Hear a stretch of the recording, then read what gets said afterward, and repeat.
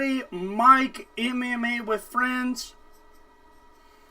We are live. I got some Tuesday night boxing going on.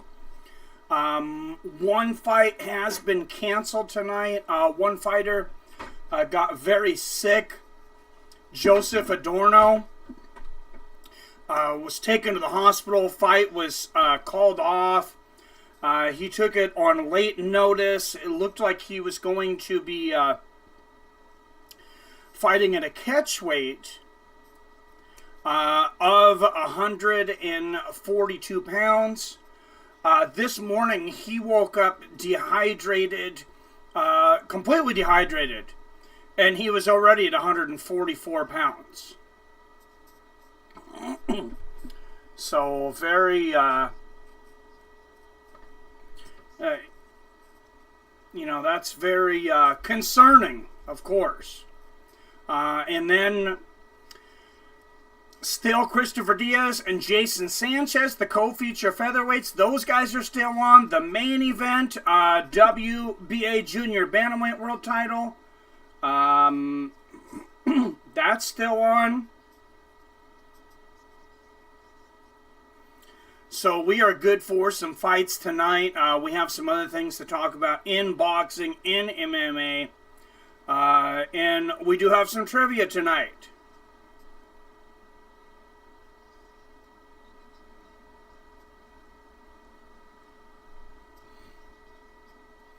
Alright, I think we might have lost the stream for just a minute right at the beginning. I apologize for that. That was, there's been something going on with OBS. And at the beginning, when I turn it on, for some reason it's not picking my camera up. And then I have to close it and turn it back on. And it does that sometimes. It did that at the beginning of this stream, unfortunately. So I hit start streaming. I went on and realized that when I brought the timer off, that there was no camera access. So I apologize for that.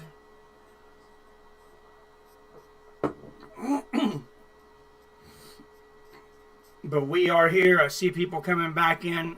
I'll explain that here again in a minute. But I called Comcast and to make sure that the quality of this stream would be secured. Heavyweights, guys, 6 rounds. Adam Stewart, 8-0-1. With 5 knockouts. Always fun to have some heavyweights, of course. Alright, I see 6 people back in. I think I might have lost you guys for a moment. But we are back now, and we're back for heavyweights. If you're watching along, you can watch this on either ESPN and ESPN Deportes. So if you'd like to listen to it it doesn't matter if it's in English and Spanish, because we're all hanging out together anyways, right? 6 rounds in the heavyweight division, ladies and gentlemen.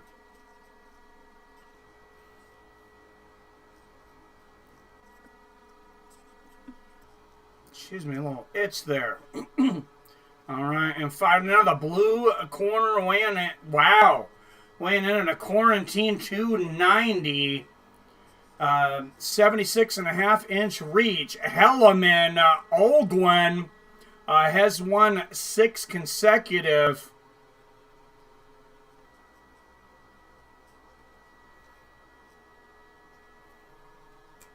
Then over in the red corner, 8-0, with 1 draw, 5 knockouts. He's won his last 2 fights by knockout.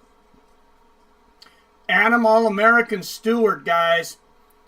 Heavyweight action here on ESPN.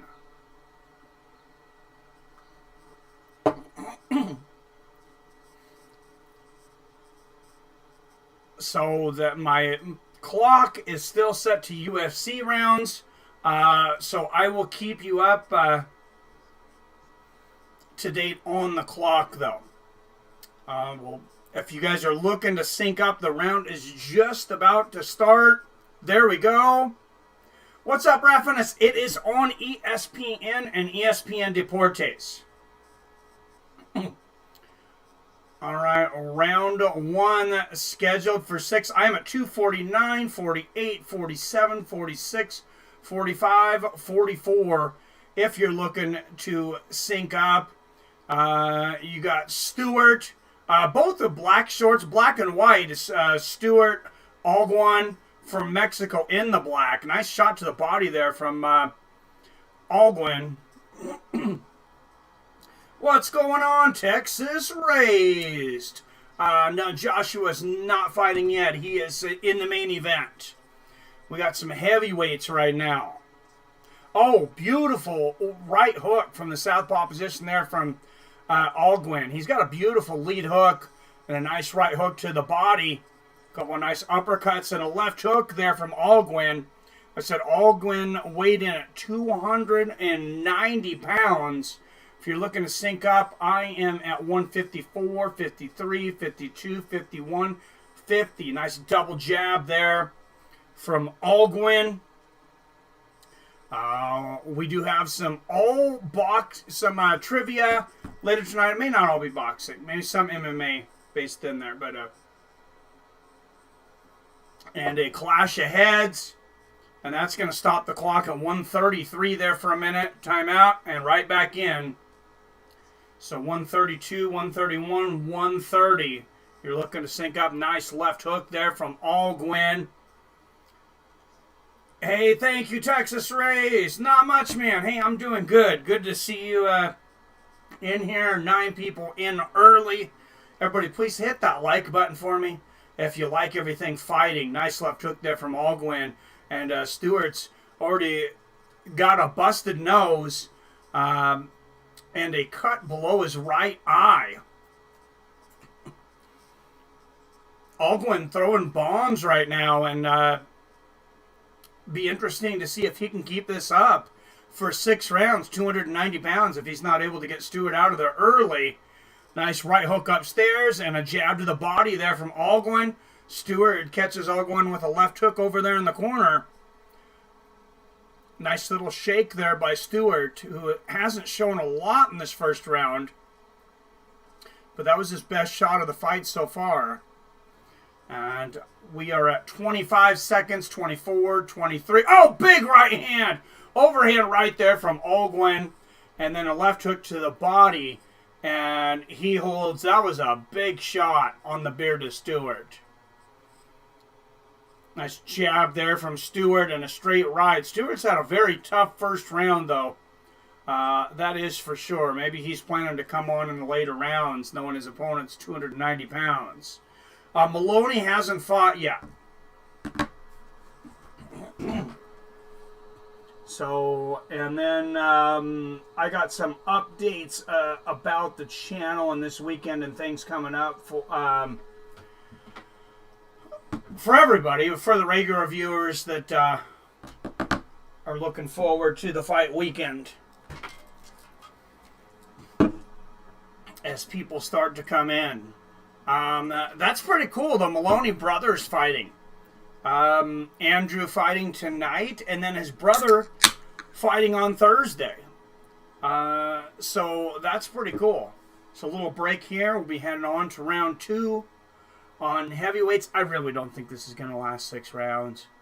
If Alguin can manage not to burn himself out, I think he can take Stewart out in this round or early in the next. I think he will, actually. Straight right from Stewart to start the second round. 250, 49, 48, 47. Wow. And a left hook to the body, or right hook, left-hand combo from Alguin. And now he goes down to the body with a left and right hook. The undefeated Stewart got this opportunity on ESPN SportsCenter in just the 10th fight of his career. I said undefeated, 1 draw on his record. And there is a shortage, generally a shortage of Hispanic fighters at heavyweight. Nice straight left there from the southpaw Alguin. Oh, big three-punch combo upstairs there from Alguin. The three-piece. And the right hook to the body and a left upstairs from Stewart. He is really mixing it up to the body and the head. And Stewart gives him a push. And Stewart lands a combination. It would be a shame if that extra weight hanging on Alguin held him back in this fight.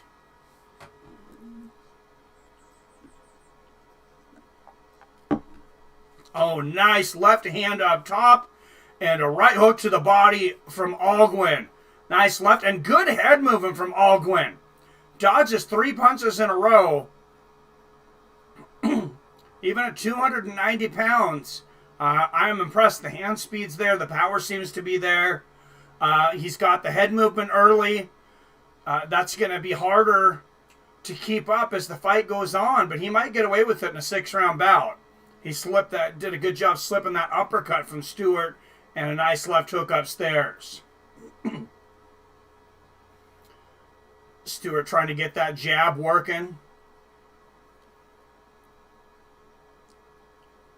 Connects down the middle, and if you're looking to say, oh, nice left hook from Alguin as he switches from southpaw to orthodox and back again.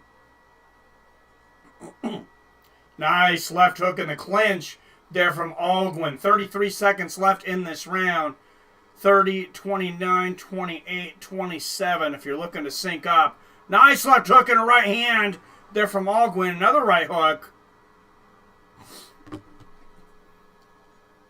And Alguin putting on a show here early in the second round. Oh, nice straight left hand over the top there from Alguin. And a left hand to the body, and you're starting to be able to hear him breathing. Nice right hook there from Stewart. As, of course, these guys are fighting with no crowd, so you can hear all the shots. You can hear the breathing.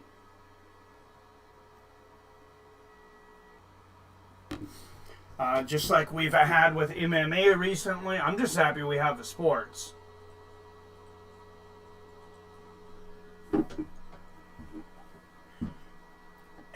Happy to have the fights. Happy to have you guys up in here. Raffinus, Texas raised, spontaneous. Whoever else is up in this. Robert Kerrigan, if you're not in yet, I'm going to gotta shoot him a text and let him know that this is going on. Some people aren't getting their notifications recently, and that might be partly because I have not been streaming as much.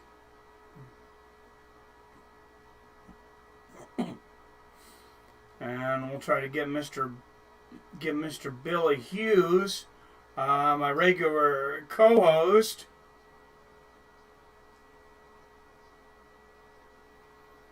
in here, and then we'll start trivia when we have some more people up in here. And you're watching the replay here from the last round. A left hook right on the temple there from Alguin, and he's starting off the third round well. 240, 39, 38, 37, 36 if you're looking to sync up.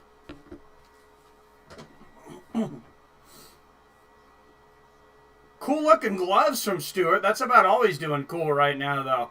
Nice left hook there from Alguin, and it has been big right uppercut and a left hook from Alguin.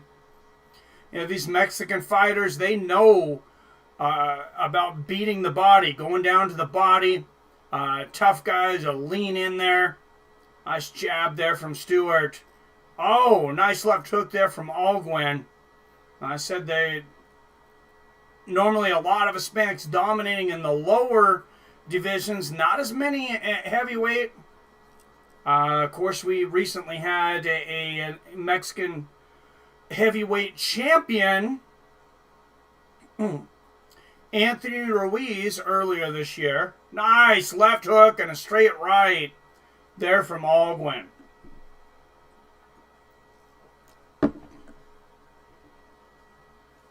And Stewart with the right hook to the body and a right hook upstairs. And let's see if he's waiting for Alguin to get tired. He does have a powerful right hand. He's put some guys out with that. Nice right hand there from Stewart. And you can hear his corner screaming, jab, jab. And he finds the right hand behind it. Stewart finding some success behind the jab like his corner asked him to do. And a nice left hook before the clinch there from Stewart. And with 50 seconds now left in the third round, Alguin, I'm not sure if he's taking a little rest. He might be tired here. Kind of dancing away from Stewart a little bit. Hands down and lands a big left hook. Alguin picking his shots now. Good head movement.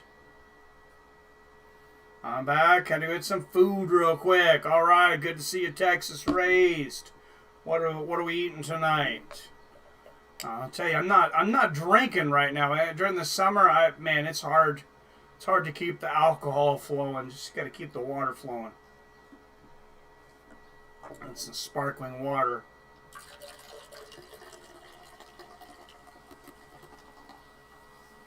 Oh, nice little right hook to the body and uppercut there from Alguin. And I have it easily 30-27 Alguin through 3.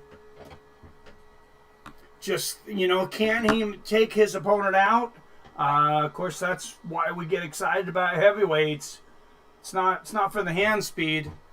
We want to see those knockdowns and those knockouts.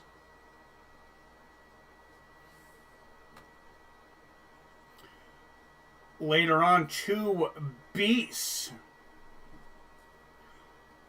Absolute beasts of boxing. Andrew Moloney and Joshua Franco. These guys are both very exciting. Everybody, hit that thumbs up button for me if you haven't already.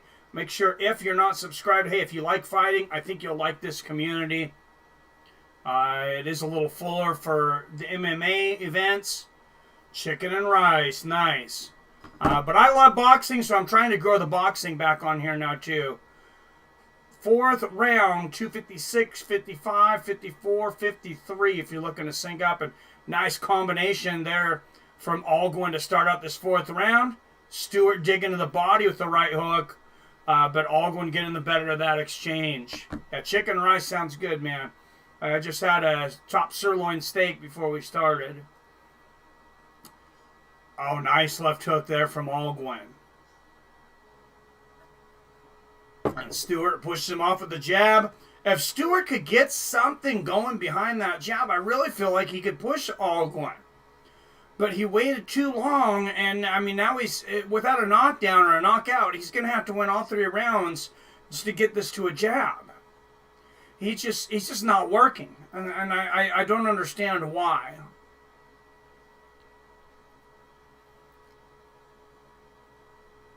And I did box as an amateur for 3 years, and I still am perplexed as to why a guy comes in and doesn't pull the trigger sometimes, but. Nice left hand there from Alguin. And Stewart chasing. He needs to. His corner keeps telling him. Nice counter left hand there from Alguin. And the hook to the body from Stewart. But Stewart's got that reach. His corner's telling him, come in behind the jab. But he's walking right in. And he's getting popped every time. There he throws the jab.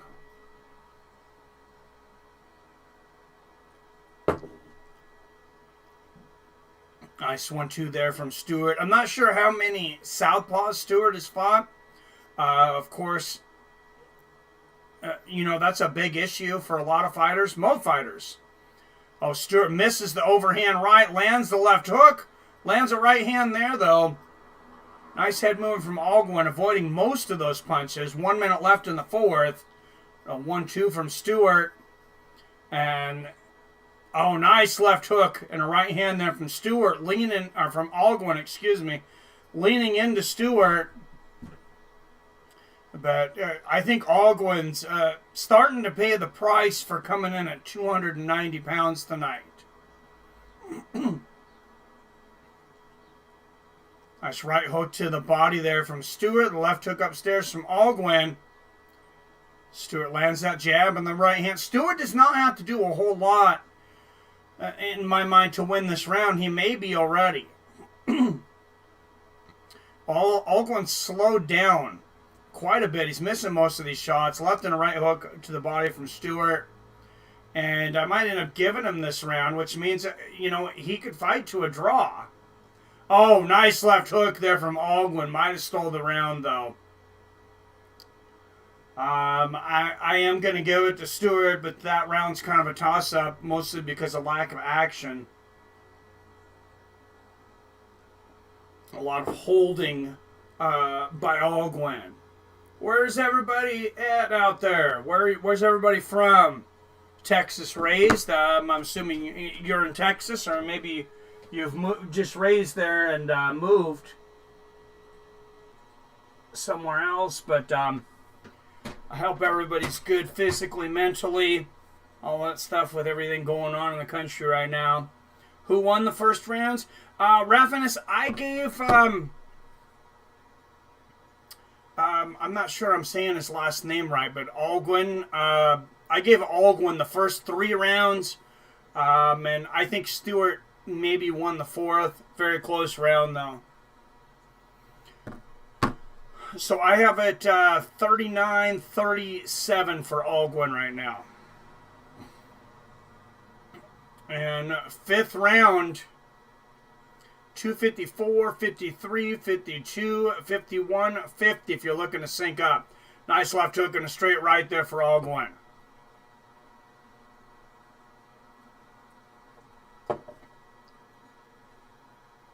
Oh, nice jab and a little right uppercut there from Stewart, who finally shows some head movement. Jab there from Stewart.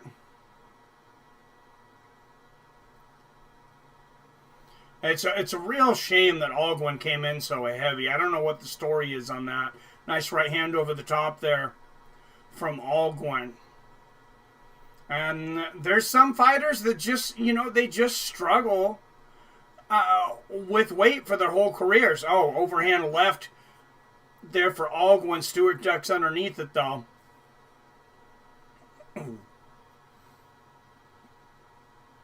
Rafinus, what's up, Andrew? I got round 5, man. How you doing, brother? Good to see you. And Algren, pushing Stewart into the corner. Referee's going to break him up here. Hope everything's going well there, Andrew. Nice left hook to the temple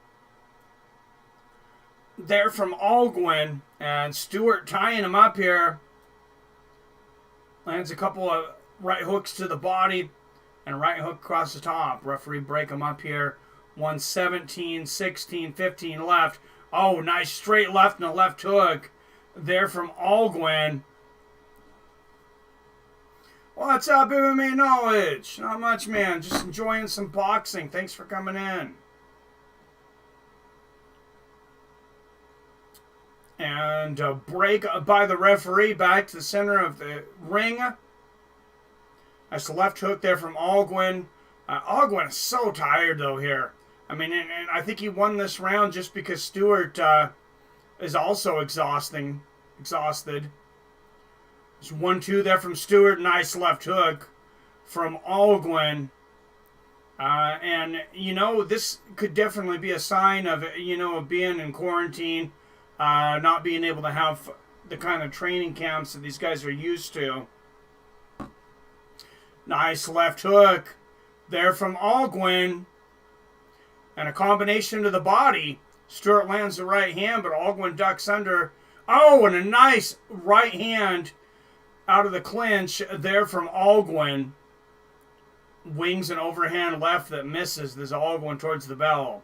And I gave that one to Algren. I got it 4-1 for Algren. What's up, Pulse Reloaded in the house? Good to see you, my friend. Not much, man. Just happy to be enjoying some fights and some boxing. How you doing?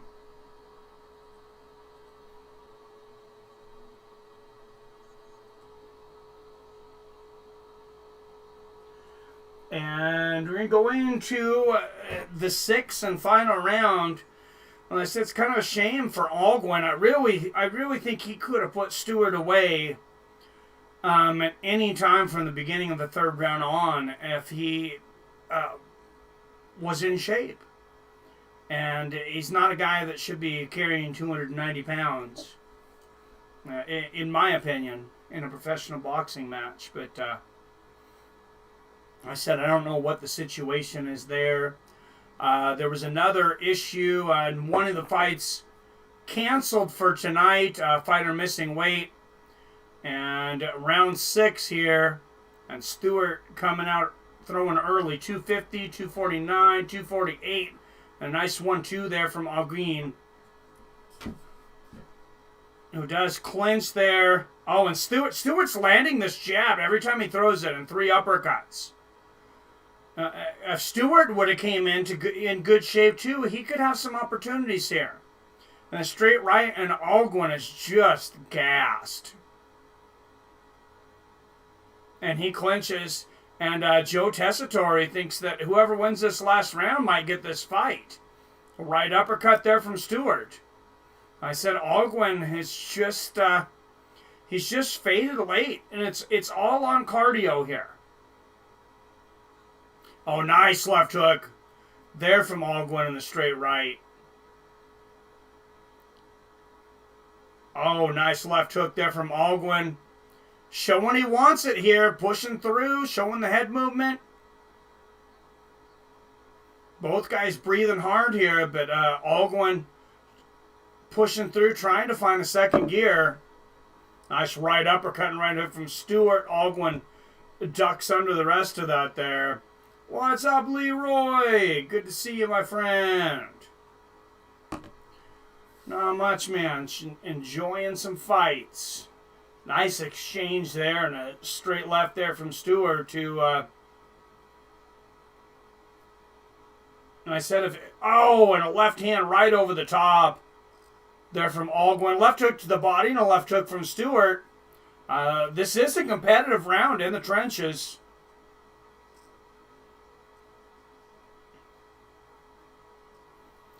Minute left here in the 6th, and Stewart landing a combination here.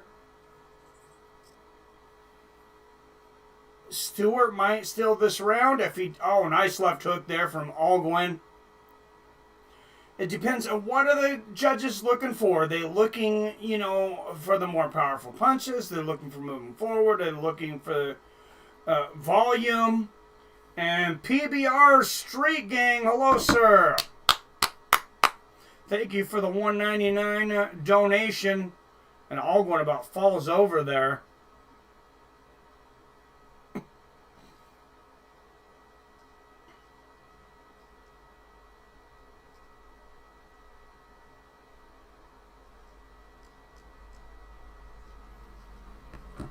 All right, and nice left hook there. Oh, and a left hook again there. Several big shots from Alguin trying to steal the round there at the end, and I think he did enough in kind of a lackluster round to get it. I got a 5-1 for Alguin, but some close rounds in there. So scorecards could be interesting.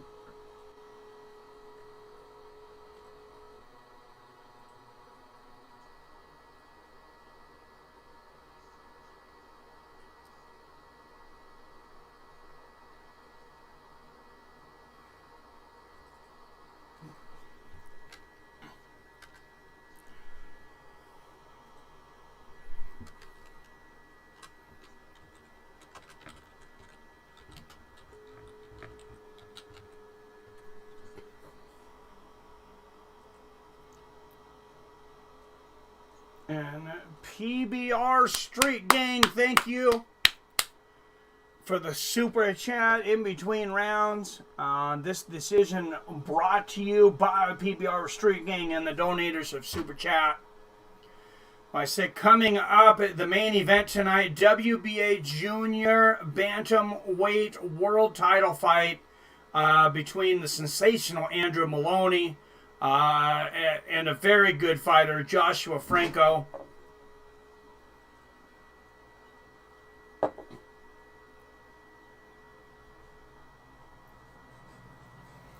And Andrew Moloney, this is going to be his first time fighting in the States as a professional, as the judges add up their scorecards.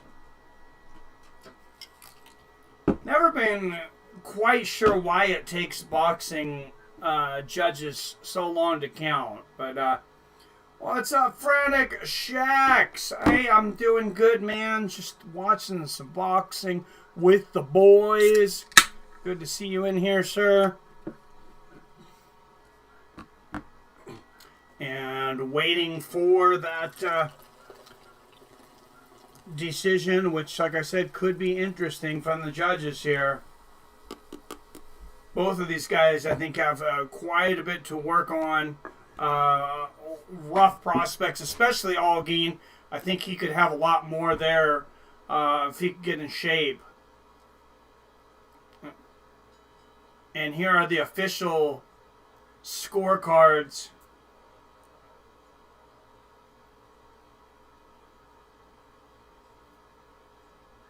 Wow. And 57-57. And two judges 58-56. A majority decision. Alan, the Dream Algin. And that's how I had it. 4 rounds to 2. Or actually, excuse me, I had a 5 rounds to 1. Maybe I was a little more generous towards Algin there. I just thought Stewart could have pushed the fight more. The UFC flag from back in the day. Yes, it is. Thank you. So sick. I wish I had an original UFC of Pride FC shirt. I hear you, man. Usman versus Burns. That's going to be a great one, man. That's going to be a real fun fight. For sure. And that was a heavyweight fight. And I'm going to go ahead and throw a trivia question out there. We have enough people in here, I think. All right, guys. Everybody refresh your browsers. Throw a trivia question out there. 5, 4, 3, 2, 1. And we'll give everybody an extra minute in case you get caught behind an ad or something, which I know sometimes people get stuck behind an unskippable ad. I've been told in the past.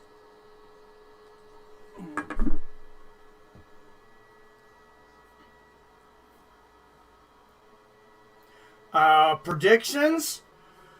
It's going to be interesting. We're going to see if Kamaru Usman is the real deal because they both dominated Tyron Woodley. And, you know, there's a real question about Tyron Woodley, of course, now. I mean, where is he at? Does he have anything left?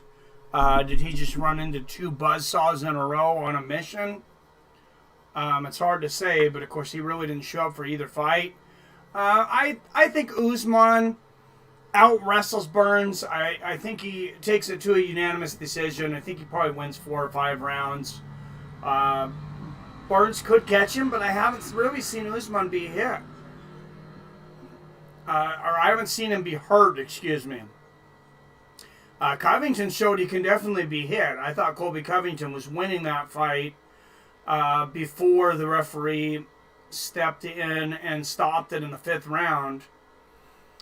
But, yeah, I got Usman on that one. All right, first trivia question of the night. This 57-year-old former boxing champion is in shape right now and planning a comeback. Planning a comeback. What 57-year-old former champion is planning a comeback? It is not Mike Tyson. He will show up in the next question, though. Real deal Tyson. No, Tyson's actually only 53. Think counterparts. 7, you are correct. Evander Holyfield, cheer to the next episode. And Leroy right behind him, Real Deal Holyfield. Oh, I'm sorry, Leroy, you had it before. You had Real Deal. Oh, you knew it. You had it. That's a close one. Leroy had Real Deal 7. You had Holyfield there. I'm going to say that one's a tie. And that'll be a tiebreaker if we need one. I'm going to give you guys both a point on that one. 7 in Leroy.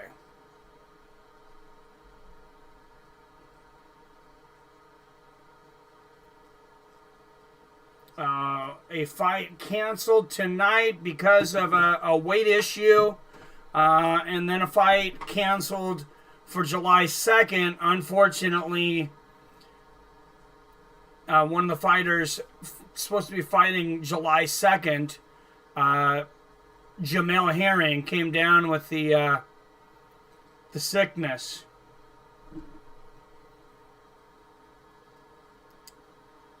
Jamel Herring, 21-2, 10 knockouts. Said he was, having a pretty good training camp, was feeling good about fighting, but came up with that tricky virus. Mike Tyson versus Luis Ortiz.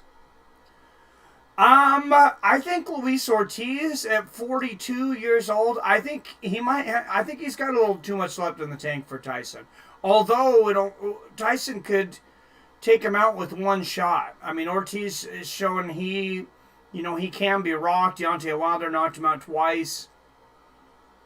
So, I mean, could be interesting. Now he is fighting John Fury. I did hear that too.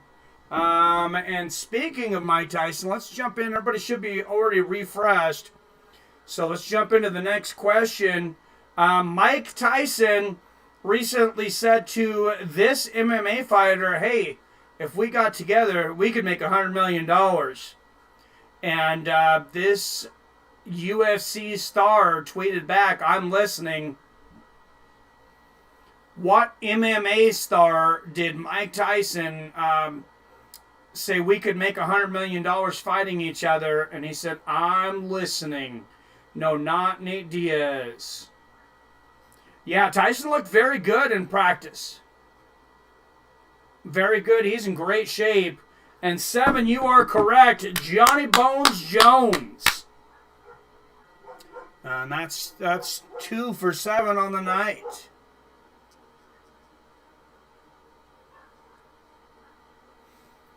And PBR Street Gang. Now, Tito did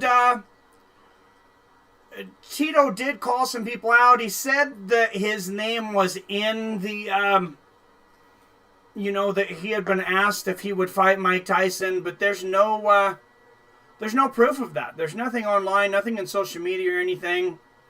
So I'm not saying that somebody didn't throw his name out there, but maybe it wasn't as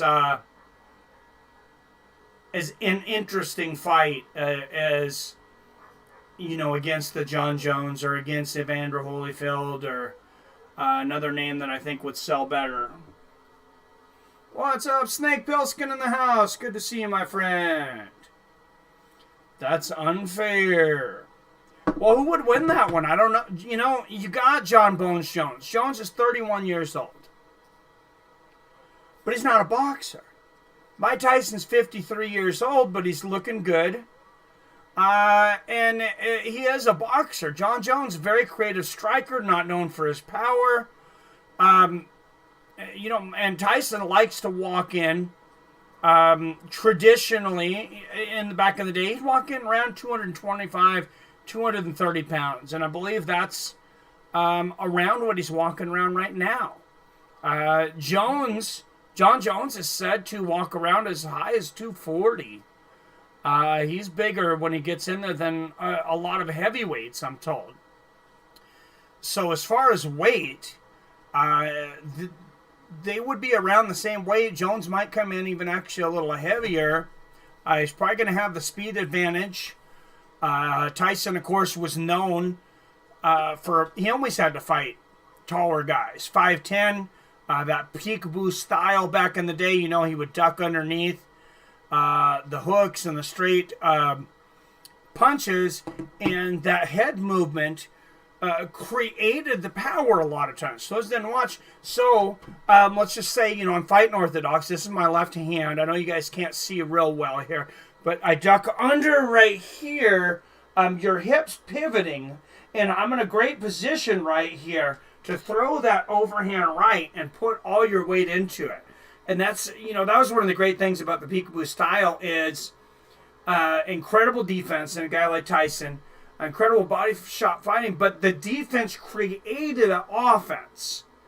It created counterpunch opportunities, and it didn't even have to be a counterpunch.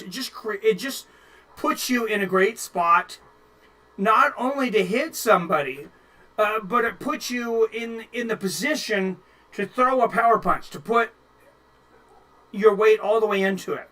For those of you that weren't boxers, MMA fighters, you throw that jab out there. Of course, it's always a distraction. It's a lot of things like that. But when you're standing up, just, feel your hips as they go forward when you throw that jab. So your left hip, you come all the way over here with your left hip. This is like a spring now. It's just like a spring. You're all the way over here, and now I can throw all my weight into that right hand. Whereas if I'm just standing here in front of you, and I just throw a right hand, I could put a little bit of snap on it, like a jab, but you throw the jab, and then boom. Boom, you throw it right behind it. Whole body. Just from behind, not near the same thing. And that's what that peekaboo style creates, is getting your hips in the right position. They used to always tell us in judo, it's all about the hips. You got to drop your hips lower than your opponent to get a throw generally. I don't think people talk about hips enough in boxing. Hips are so crucial. Tyson would KO Jones, no doubt about it. In boxing, Jones would get smoked. Oh, I skipped a few of you. Sorry. In an MMA. Oh, in an MMA fight, it's Jones all day. That's not a fair fight. Tyson said back in the day, they asked him how would you do in an MMA fight back in the day? And they asked him this several years ago. He says, you got to train me. I got to learn that stuff. I can't just, if you train me, then we'll talk. He goes, but I'm a boxer. It's just one-dimensional. Got to drive. All my answers for next questions are yes and 4. All right. Thank you, PBR. Tyson with KO Jones, no doubt about it. Wilder versus Nagano in boxing. I would have to say, I would say almost definitely Wilder, but Nagano touches anybody, obviously he can put him out. And we've shown if people don't back up from Deontay Wilder, they're a lot more successful. He scared so many people, I think, with all those knockouts. Almost 100% knockout ratio. And Tyson Fury said he learned something in that first fight. He said after being knocked down, he got back up and moved forward, and he seen that Deontay Wilder was very hittable. So he just came in there straight ahead, and he realized, this guy's got a lot of power, but he doesn't fight well if you come right at him. He never really learned how to fight going backwards, and if you push him back, but it's not something he was comfortable with. So Deontay Wilder would always get a guy moving backwards, scared of the power, trying to move around, trying to jab around him, backing up, maybe throwing the jab. And that's how Wilder would set up those big shots, and he would counter out those shots. Guys might have him figured out now. I don't know. Nagano definitely likes to fight moving forward as well. He's not going to have to worry about Deontay Wilder taking him down, of course, like Stipe Miocic. Hello, Dean. Good to see you. Francis versus Fury, OMG, that needs to happen. Yep, a lot of fighters, even Sugar Sean O'Malley, say timing will always beat speed. It's you got to hit the guy. Yeah, you got to have the accuracy. That's obviously that's a big thing. Speed is a really big thing. But if you're not hitting your target, I mean, obviously you're gonna need to slow it down a little bit. And that's something my old boxing coach. He was a very good amateur. Probably would have been a pro. Ended up becoming a police officer. And now he's just training boxing full time. His name's John, runs Contender Boxing in Tri-Cities, Washington. So Kennewick, Richland, Pasco, if you're ever down in that area in Eastern Washington, shout out to Contenders Boxing. They do a great job over there.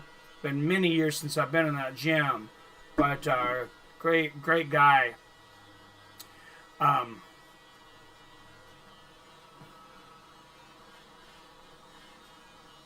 But, yeah, if you were throwing, your shots really fast and you're not hitting the target, of course he's going to tell you to slow it down.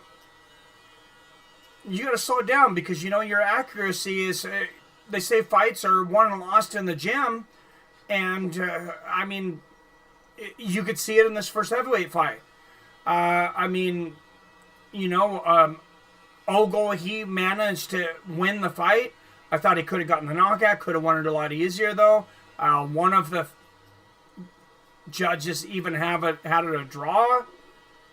And I think he could have really won that fight pretty easily over Stewart.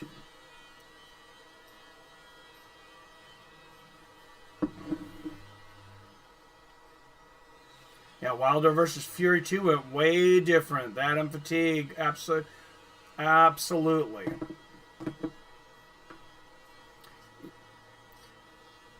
Yeah, much different fighter. But I had always wondered. I had kind of tried to put a pinpoint on. Okay, Deontay Wilder, dude is so impressive. Because the reason he's called the Bronze Bomber is he came in to boxing after a few years. Really didn't have a long amateur pedigree. Came in, won a bronze medal. Didn't have a lot of the same kind of traditional boxing training as other fighters did. And I would kind of watch him and say, does this guy have a weakness that one of these guys with a lot more experience is going to be able to take advantage of? And it took him till the second fight, but I think maybe Tyson Fury found one of those holes.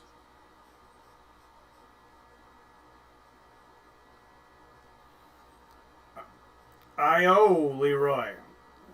Not sure what that means, but and of course we had a little bit of a dead time there because there was a fighter that missed weight, but junior welterweights coming up. Two undefeated junior welterweights. Rolando Vargas 5-0 with 5 knockouts. Miguel Contreras 10-0 with 6 knockouts. A 6-rounder. I like these 4 and 6 rounders and these guys coming up and stuff, especially in boxing. I think we've learned the attention span from the UFC. You get a 15-minute fight.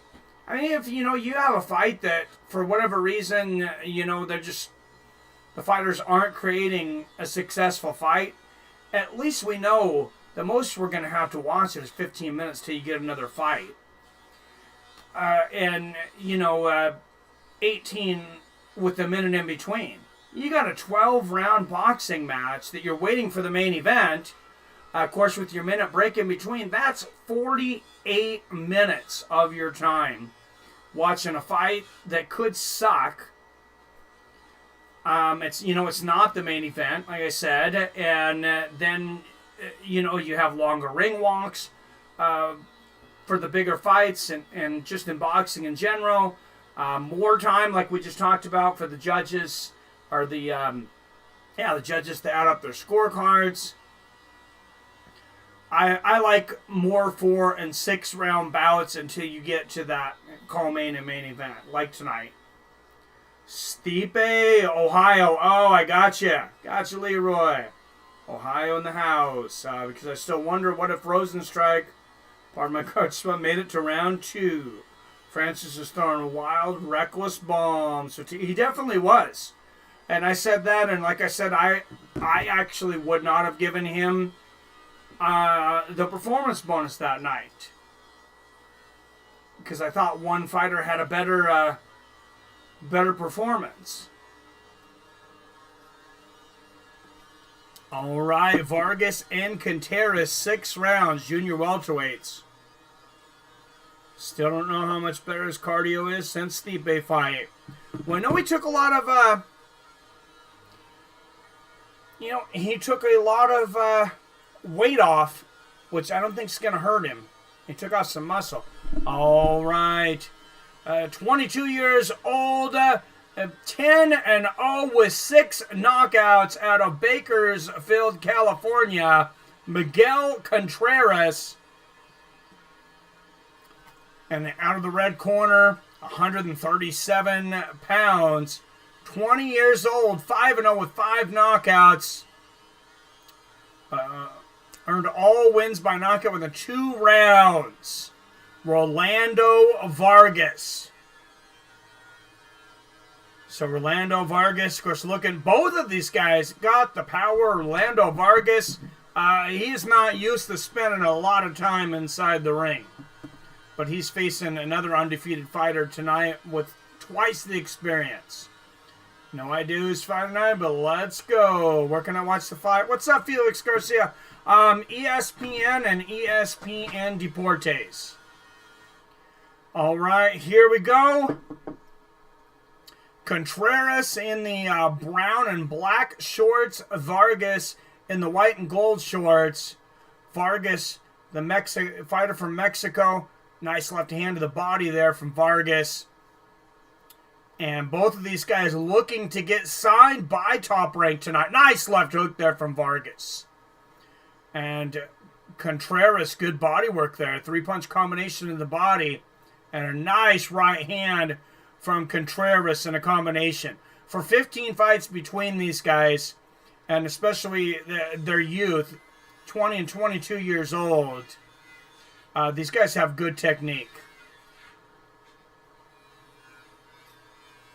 And just first impression, less than a minute in, I think Contreras is setting the pace early. Lands a nice left hook there, spins Vargas around. I like Vargas' style right now. Right hand to the body. And he's already kind of getting Vargas to shell up a little bit. Jab to the body there from Vargas. But Contreras, I think, doing a good job. Oh, nice right hand there from Vargas as I say that. Left hook to the body from Contreras. And another combination in the body from Contreras. A straight right. Contreras might be looking to take Vargas to deep waters. Like I said, Vargas is in all 5 of his fights within the first 2 rounds. Oh, and a nice left hook there from Vargas. Straight right and a left hook. He's looking to get that 6th knockout. Oh, nice right hand to the body from Vargas and a left hook. And Contreras with the combination of the body. Great exchange from both men. Contreras getting the better of that combination, though. Nice right hook up top from Vargas, though. Beautiful exchanges early here. You get 2 guys with the... Oh, nice jab and a right hand there from Vargas. And the combination from Contreras. Just an incredible contrast from the 2 heavyweights we just had in their last fight. Nice counter right hook behind the ear there from Vargas. And Contreras dig into that body again. Nice right hook to the body and great head movement there from Contreras. 15 seconds left in this first round. Nice left hook there from Vargas and a little left uppercut. But I do feel like Contreras imposed his will for most of this round. Contreras lands a nice right hand at the bell. I have the first round for Contreras, 10-9. All right, guys, going into the second round. I said if you haven't hit that thumbs up, go ahead and hit that thumbs up button for me. If you're not subscribed for some reason, if you like boxing and MMA, we do, of course, a ton of MMA here. That's why it's called MMA with Friends. Make sure and subscribe, and don't forget to ring the bell so you're notified whenever I drop a new video or go live.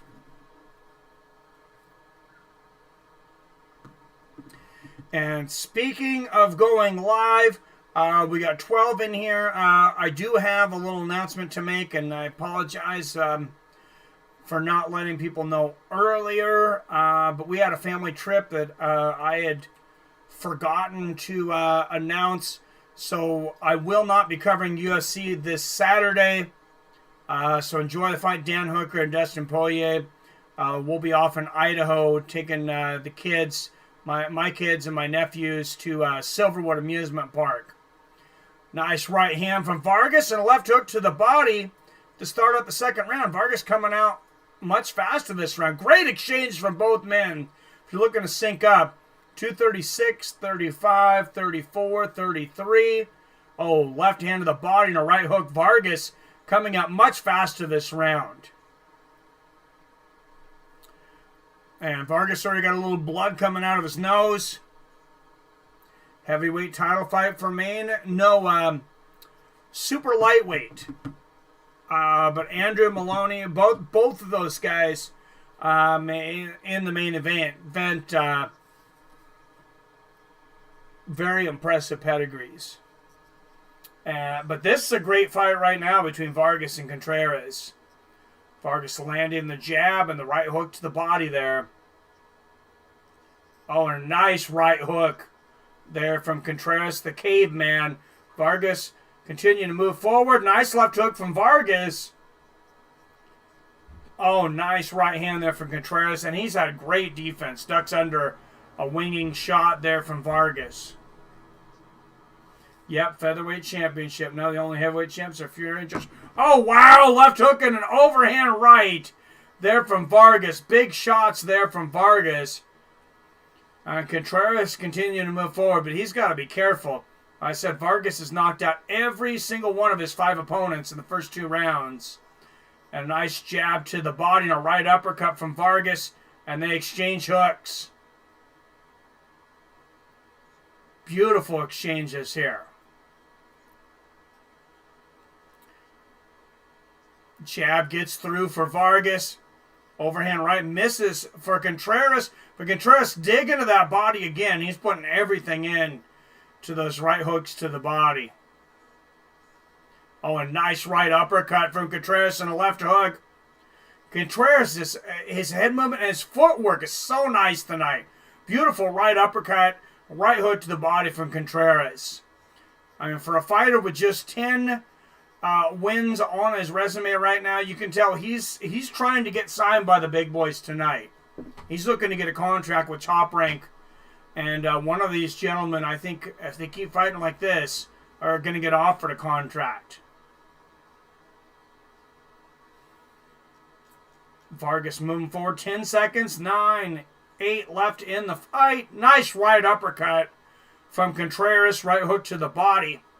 Vargas lands another left hook. And Vargas will see the third round for the first time in his career. And I have it 2-0 for Contreras.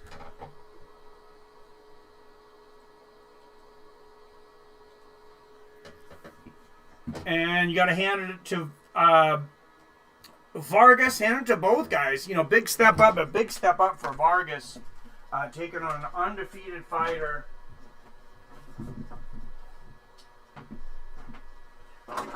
With twice as many fights as him.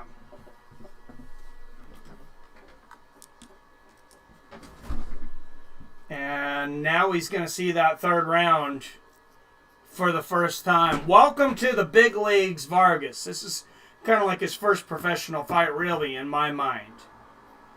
First time, you know, he's going to be tested after, you know, making quick work of those first 5 opponents. We'll see if Vargas has the cardio, and he lands a jab to the body to start the third round. Oh, nice double left hook there from Vargas. Beautiful exchange. Vargas wins the first exchange of the round. And 246, 45, 44, 43, 42 if you're looking to sync up. Nice body work there from Contreras. And Vargas comes back with the right hook to the body. And they exchange right hooks upstairs. And Contreras digging to the body. Brutal body shots now from Contreras. And Vargas starting to breathe heavily. I think those are starting to pay off. And the left hook upstairs. Caveman Contreras. A benefit of the Dream program. A guy who apparently had Olympic ambitions. Nice straight right and left uppercut there from Contreras. And this is Contreras right now. He's a professional fighter. What I'm seeing from Contreras right now is this guy belongs on ESPN. Not that Vargas doesn't. But nice left hook for Vargas there. But for 10 fights in, and nice right hook there for Vargas out of the clinch. And both guys land. Oh, big right hand there for Contreras and ducks underneath. There's Floyd Mayweathers, the Oscar De La Hoyas, the Roy Jones Jr.'s, and the Deontay Wilders, all of them. They got to start somewhere. The Bernard Hopkins. They got to start somewhere, and they start on these undercards on cable television. Nice right hand there for Contreras. Works to the body and a big right hook upstairs. Oh, nice counter left hook for Contreras. And Vargas might be over his head tonight. Nice right hook from Vargas. So, it definitely could be a learning experience. Boxing's not like MMA, though. You don't want to get that first loss. After just 5 wins. If you're going to make a run for the title, not saying you can't, but it makes it a lot harder. Nice hook to the body from Vargas. And 26, 25, 24 seconds left as Contreras rips to the body and the head. Nice combination of the body from Vargas. And Vargas proving he's not going away. It's not that he's fighting bad. It's Contreras is fighting complete right now. And a big right hook there from Vargas. He's still got that power. And Vargas sticking his tongue out at Contreras at the end of that round. But I have it 3-0, 30-27 Contreras. You're ill. All right, 4th round. Coming up here.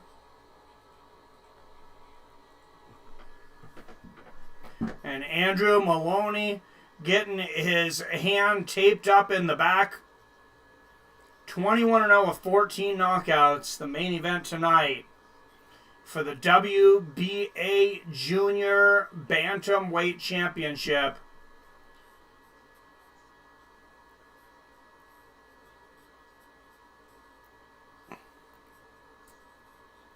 And apparently a lot of late money coming in on Joshua Franco.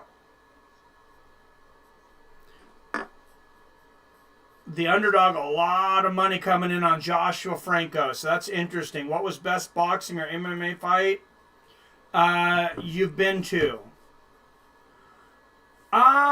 Best one I've been to? Nice 1-2 there from Vargas in a combination. I would say UFC Portland, Nagaro, and Little Nog and Randy Couture. Also had Ed Herman, Damian Maia. Nate Marquardt knocked out Damian Maia early in that fight too. There in Portland, that was a great one. But also in Seattle, Dan Hardy and Anthony Rebel Johnson. That was a good event. They were actually fought at the same weight at one time, 170 pounds. And then you had Phil Davis taking on the other Nogueira. So I've seen Nogueira fight twice, actually. Phil Davis beating Nogueira. I haven't been to as many boxing matches, but I did get to see Roy Jones Jr. versus Quentin Woods in Portland. Nice right hook there from Contreras.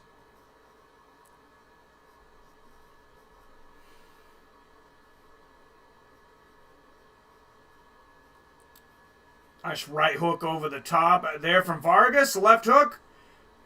Contreras going to the body, but Contreras starting to slow down a little bit here, and Vargas lands a nice right uppercut here. Vargas is still there.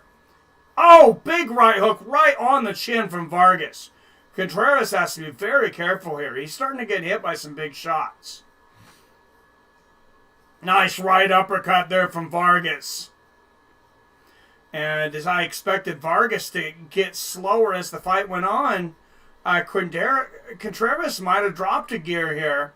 And Vargas is starting to catch him with some power shots. Nice right uppercut in the left hand from Vargas. Wow, it's a freaking epic. So lucky, man. I'm young, so I ain't been to none. Oh, you got plenty of time, man. Nice combination of the body from Contreras and a right hook upstairs. Nice. 1-2 there from Vargas and a left hook. Straight right and a left hook there from Contreras. Left hook from Vargas. The UFC I went to in Boise, Idaho, too. Junior Dos Santos and Blagoy Ivanov. That was a great fight. You really got to see those heavyweights really take some big shots, both guys. And showed Ivanov's got a hell of a chin. Nice left hook there from Vargas, and that's the first round I've gave to Vargas tonight.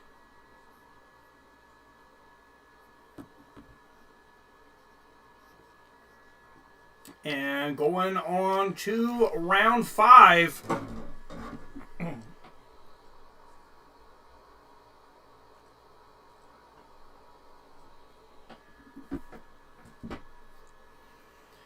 I said Vargas coming into this had knocked out every one of his opponents in the first 2 rounds. Big step up tonight, and it's showing.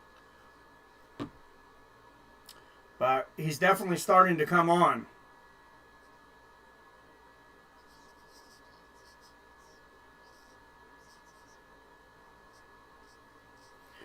Quick commercial break in between before we go to round 5.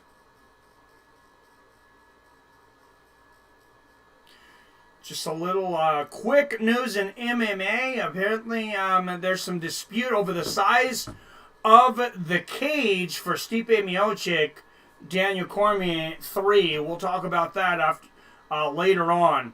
Nice right hook from Contreras to start the 3rd round.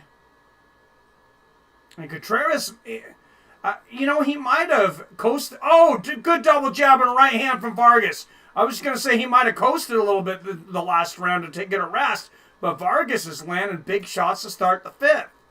Lands a big right and left hook.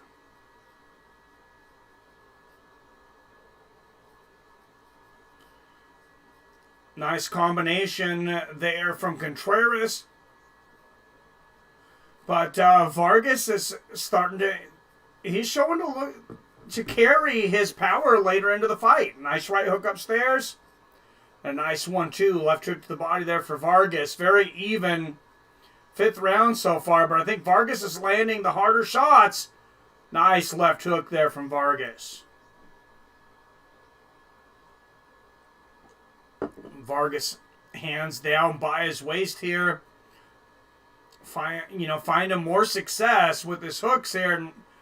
Nice right hook to the body from Contreras. Vargas counters with the right upstairs, though. Was watching the fight. Great young fighters. Gonna be a draw. What's up, Kane Stray? Definitely could be, man. And that wouldn't be such a bad thing for these young fighters. Nice right hook from Contreras. And a right upstairs and one to the body. Vargas with a couple nice left hooks there. And, good right hand from Vargas. And, yeah, if this ends up being a draw, I wouldn't be surprised to see both of these guys get signed, to Top Rank for bigger contracts. I saw a right uppercut from Contreras. I think Vargas can seal this round, though, with a couple rallies in these last 50 seconds. Lands a nice left hook. Oh, nice right hand from Contreras. Contreras has a flash to his punches when he throws, even when he misses, though. It's like, you can see the speed. Nice left hook from Vargas, and Vargas he's got heavy hands. Nice right hand from Vargas and a left hook. Definitely a boxer versus puncher matchup here, though. Oh, beautiful counter combination from Vargas as Contreras comes in and lands a left hook to cap it off. Nice right hook there from Vargas, and I am very impressed with how he's handling himself in the last 3 rounds. His first time going over 2 rounds.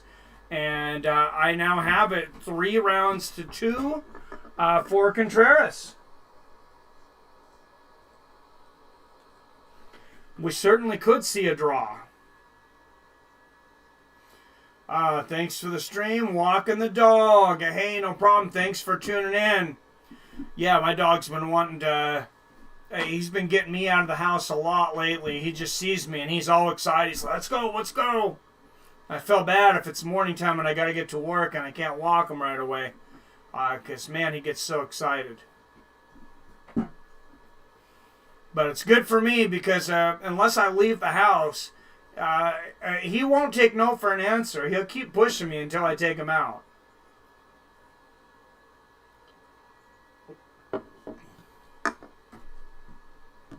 All right, 6th round. They touch gloves. And we'll see. Can somebody take the other fighter out here? Nice combinations of Vargas starting this left hook and a right uppercut. And like I said, Vargas, his first time going over 2 rounds, has gotten stronger as the fight is going on. And beautiful left and right hooks upstairs. Left hook to the body and a right hand. Vargas landing sharp shots here in the 6th round. Contreras fighting back in these exchanges, but Vargas is winning these exchanges. He's landing more punches and harder shots. That was a good combination from Contreras, so. And a nice right hook from Contreras, and a little clinch. Not a lot of clinches for such young fighters here, though. Nice right hook there from Contreras, and left hook. Up top, I wonder if either one of these fighters realizes how close this fight is. If it's as close as I think it is. Nice left hook there from Contreras. Couple of nice right hooks from Vargas. Great exchange.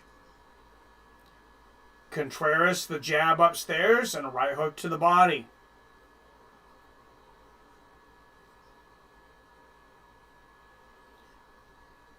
And oh, nice left hook to the body. Counter there from Vargas. And, nice jab and a right hook there from Vargas. And Timothy Bradley saying he thinks Vargas, bit off more than he could chew with Contreras tonight. But I kind of disagree. I thought Vargas has rallied in the second half of the fight. And I think he's winning these last few rounds. And a nice left hook from Vargas. Snaps the head of Contreras back. Contreras with the combination there. Vargas has had that blood coming from the right eye for most of the fight.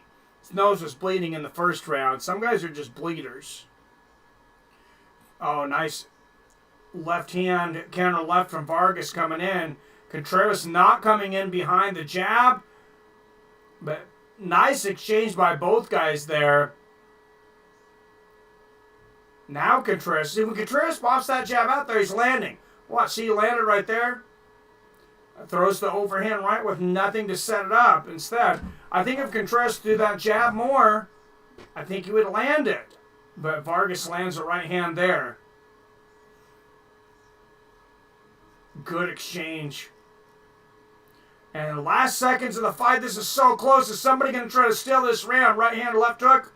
Nice combination at the bell. And Vargas gets the better of that one. I think he won the round in those last 15 seconds. A very close round. I have it a draw. 3 rounds to 3. 57-57, and I wouldn't mind seeing it again. Yes, thank you, Keenstray. If you haven't hit, thank you for everybody that's hit the thumbs up button. If you haven't hit it yet, if you like fighting, make sure and do that now. And don't forget to subscribe and ring the bell so you're notified whenever I drop a new video or go live, like August 15th for Daniel Cormier versus Stipe Miocic 3, which the negotiations got a little tense today. We're going to talk about that here in a minute. Of course, Stipe Miocic's been the champion has been inactive for quite some time. The fight's finally signed, but there is some argument about the cage.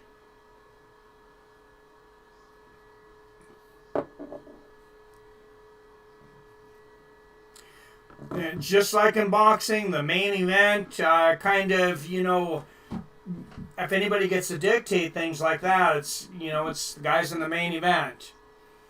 And there's Jason Moloney warming up in the back. That's the main event. 20-1 with 17 knockouts. Former Bantamweight World Title Challenger tonight. Or excuse me, that is the brother of Moloney. He'll be fighting on Thursday. Jason Moloney, 20-1 with 17 knockouts. Some talented brothers. I mean, what an advantage that is to have a brother that's that good to be able to not just spar with, but be able to bounce ideas off of and things. We've seen the advantages of having a father for a trainer. We've seen those in Roy Jones Jr. and Oscar De La Hoya. Official decision. All three score at the same. 58-56.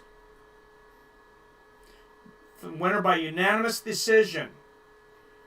Miguel Caveman Contreras moves to 11-0 with 6 knockouts. I can't really argue with that. There was a couple of close rounds that I kind of pushed towards Vargas, and if they go towards Contreras, then that's what you end up with. I think Stipe's making things difficult for DC. Well, Stipe's one of those guys that he talks with his actions. He doesn't say a whole lot. He had to have eye surgery because of illegal pokes he took from Daniel Cormier. You don't hear him talking about it a whole lot. But it almost ended his career. What he does do is little things like that. He's talking about he wants a different size cage. He wants a bigger cage than what the UFC was looking at and what Daniel Cormier wants. And, that's one of those negotiations. It's a caveat that, Stipe might get. He is the champion. But at 1-1, and especially since, Stipe hasn't had the greatest relationship with Dana White, I wouldn't be surprised if he doesn't get a whole lot of headway on that. But that is the hiccup in negotiations right now. Stipe Miocic saying he will not fight in the smaller cage. He wants a bigger cage. Of course, when it comes down to it, they're going to get those things ironed out.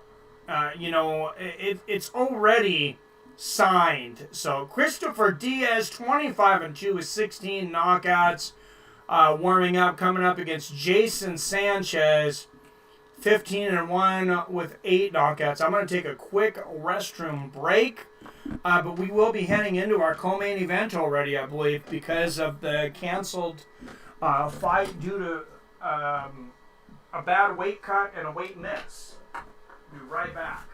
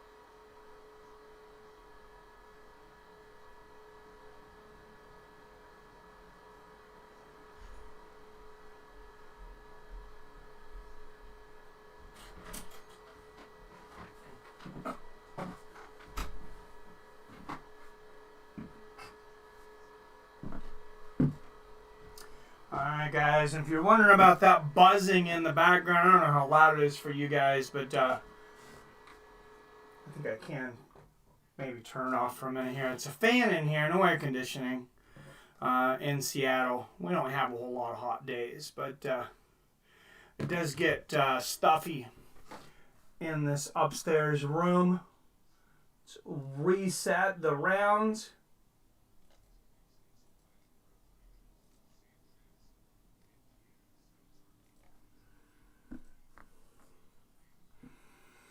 And I said the featherweights are coming up next. 10 rounds. 2 prospects. What's up, JT360? Good to see you. What did you think of Max Roshkov quitting on the stool? Interesting. I've actually thought a lot about this, and I most of it today. Is, you know, I was listening to a few people talk about this, and, you know, his corner man, of course, I just noticed my hair is messed up in the back. Sorry about that. That looks, look like a kind of ragamuffin there. I flipped it up. Anyways, nobody cares about my hair, right? I thought that I was upset to begin with. I was kind of calling for the fight to be stopped. I thought Austin Hubbard was beating him up pretty bad. I didn't think Russell was going to win that fight. You know, his corner thought differently. Thought, you know, he won the first, could win the third, could get through it. But I think we take for granted guys taking late notice fights.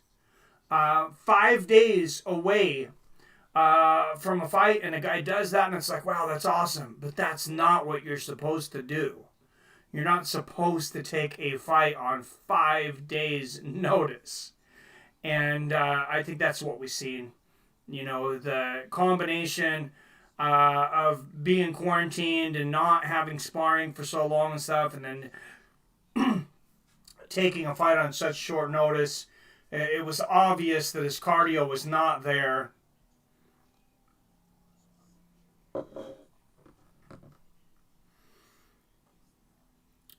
Do you think he'll always break when things get tough, or could he have a future because he is really talented?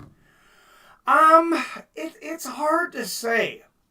One thing I hated everybody hearing him talk about quitting, because I think there's been similar conversations in corners that we haven't heard because the crowd's so loud, or there was commercials, or maybe, you know, they weren't in the corner in between rounds, and maybe you don't hear those things as much. When a guy, I don't know how hurt he was, if he just quit because he was tired, I mean, it is unusual. He could have went out on a shield in that second round. I mean, he took some hard shots. Any of those shots, he could have just went down. If he wanted out of the fight, there were opportunities in the second round to get out. And at first, his corner, I was upset with them for not just calling it off. And then I listened to it more. I didn't realize he actually stopped the fight before the round ended. I don't think a lot of people realized that. They thought that the referee stopped it. His corner actually did stop the fight, but he took the whole 60 seconds, most of the 60 seconds, trying to motivate his fighter because he wanted to make sure, hey, is this what you really want to do? Is this what you really want to do right now? There was an investigation supposed to take place by the Nevada State Athletic Commission. And then his trainer came out with a video on Instagram, talked about what exactly happened and, clarified the situation. I think everybody's good with it now. But, yeah, question mark. Definitely, Max Roshkoff is definitely a question mark right now. If will he quit in a fight again? He's quit before.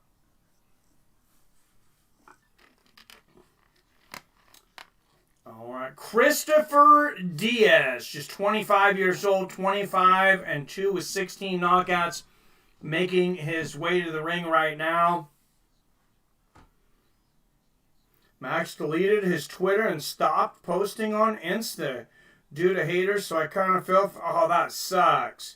What's up, Phil D? 187. Good to see you, man. Just having a good time watching some boxing with the boys. How are you doing, my friend? DC talked about how Rumble was prone to quit and had to be encouraged by coaches often, but was still a great fighter.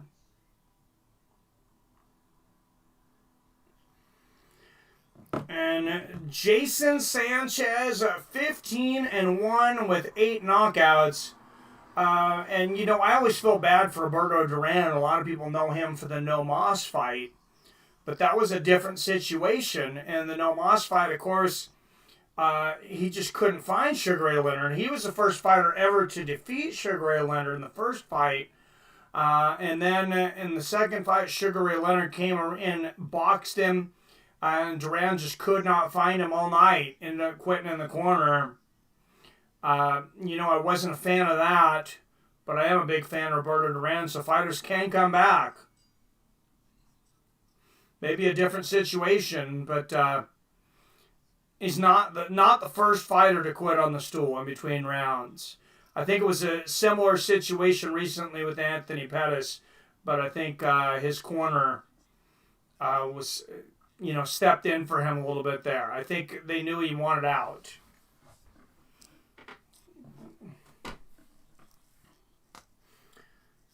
DC Tom, doing well, hot and humid here in New York. Ouch, I bet. All right, out of the blue corner at the Puerto Rico via Orlando, Florida, 124.9 pounds, 25 years old, 25-2.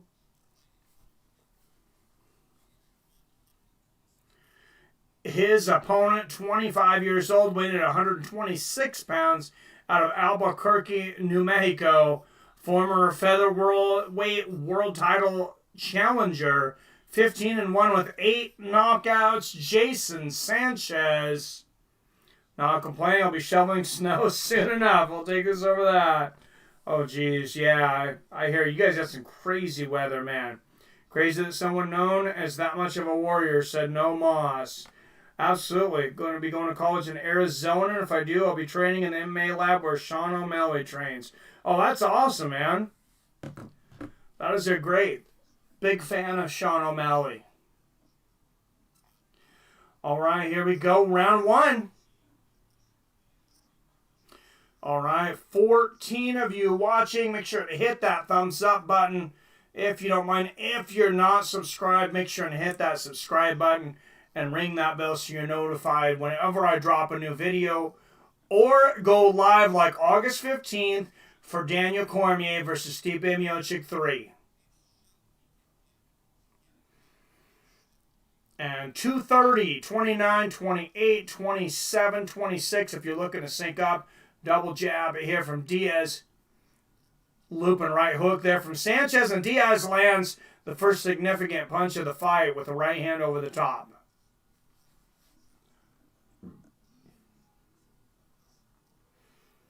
Both guys kind of meeting in the front of the ring here. Neither guy, wow, seeming to want to sit back and be the counterpuncher. Both guys wanting to move forward.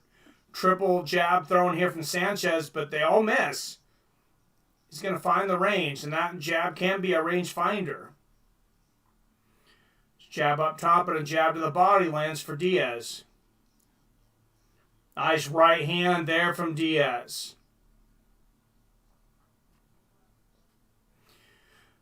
Diaz has a very wide stance when he sets down. Watch when he sets down, and he doesn't move as much. He wants to sit down on that right hand.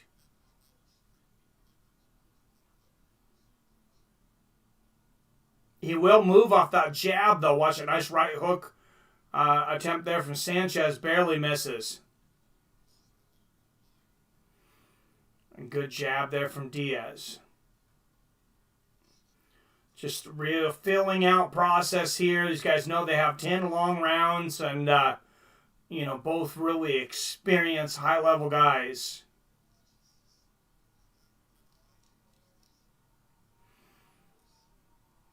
A lot of veteran fighters have been known to actually give away that first round. And Diaz just, land on the jab there, but both guys just studying each other now. They're kind of, filling up the memory bank.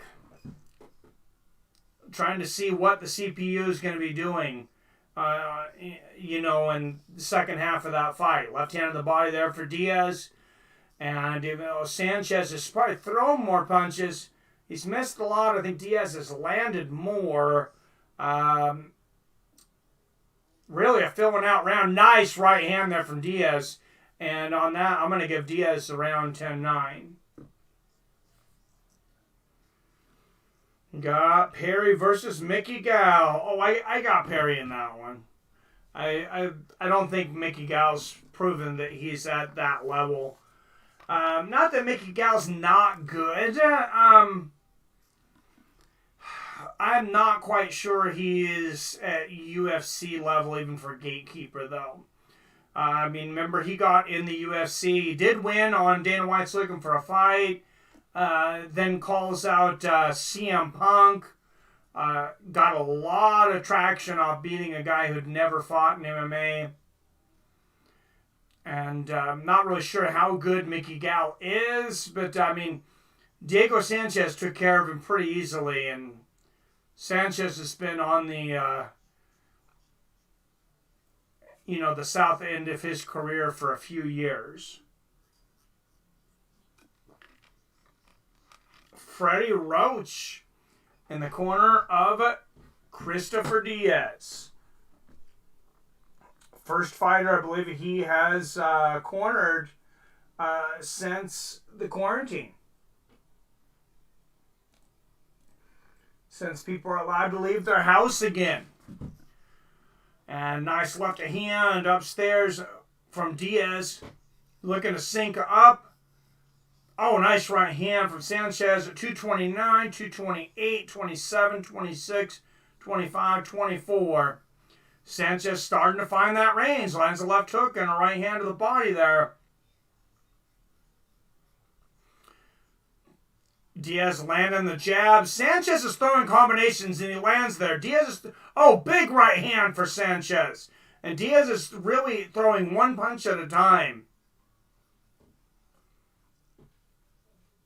Sanchez, maybe he's seen a lot in that first round because he seems much more open to exchanging. I think he was just trying to get Diaz's timing, figure out what he wants to do in the fight, and Sanchez seems comfortable now. And What do you think of Perry only having his girlfriend in his corner for this fight? Not a good idea. Straight right and a left hook there from Diaz. Yeah, that tells me that he's just not really getting along with people. Right hook over the top from Diaz. Sanchez counters with a straight right.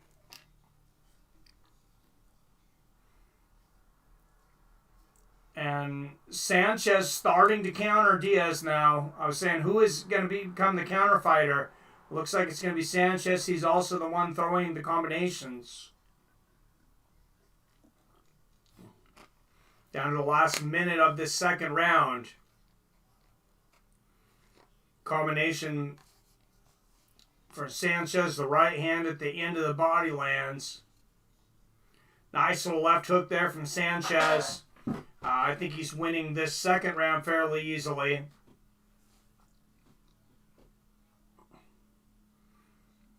Let's see if he starts to set Diaz up more for a finish coming into the third round. Nice double jab there from Sanchez. Oh, nice right hand, counter right hand there from Diaz. Diaz timed that one nicely. Now Diaz going to the body. Lands a couple jabs to the body. Last seconds of the round. And Sanchez, the busier fighter, landing combinations. Diaz, had a few good pop shots in that round, but mostly Sanchez. Title shot coming up next. Andrew Moloney, undefeated, 21-0, 14 knockouts. Taking on Joshua Franco, 16-1 with 8 knockouts.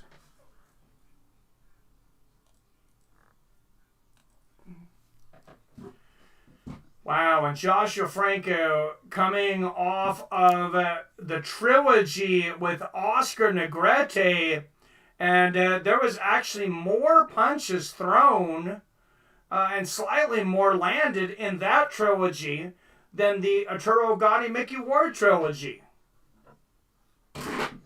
Negrete won one of them. 2 of the fights went to a draw. Perry may be either trolling with the whole girlfriend in his corner or he's making a big mistake. Yeah, I'm not sure if he's trolling people or if he's losing his mind. He still might be losing his mind. The guy takes way too much punishment, in my opinion. But, that's for him and his family and corner to decide. Third round, 250, 49, 48, 47, 46 on the sync-up. Diaz looking to establish the jab here at the beginning of the third round. Oh, right hook, winging right hook, barely misses from Sanchez. And a jab and a straight right to the body lands for Diaz. Trying to push Sanchez into the corner. Double jab there from Sanchez. Diaz landing that jab when he throws it, and a nice right hand over the top for Diaz.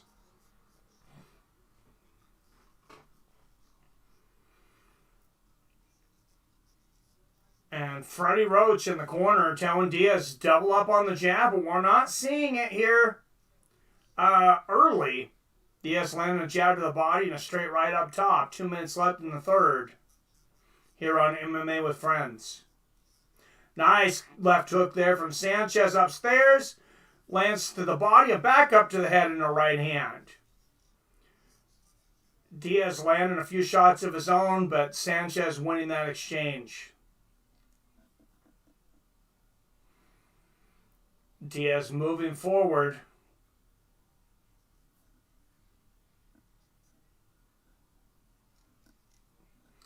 Most of this fight has really been fought in the center of the ring, though. And Sanchez misses with those 2 shots. Lands it right over the top, though. Jab lands for Diaz. A very big ring here tonight at the MGM Resorts. I'm not sure what it is. It looks like a 24-foot ring, though. Maybe a 28.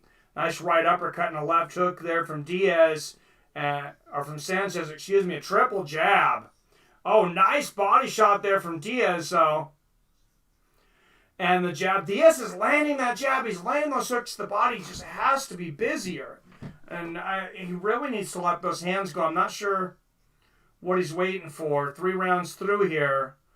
I did give him the first round just because it was a filling out round, but Sanchez, I think, has been in control the last 2 rounds, although Diaz landing the last couple shots here. Nice combination there from Sanchez. And some of these judges like a lot. They like guys that throw a lot of shots and move forward. Even if they're not landing all the time, and especially guy with fast hands, it can be hard to tell what lands and what doesn't. I got that another round for Sanchez, though. Dustin Poirier has some crisp boxing. I think it's a tough fight for Hooker. I think Hooker lost to Felder after watching that fight. I gave it to Felder as well.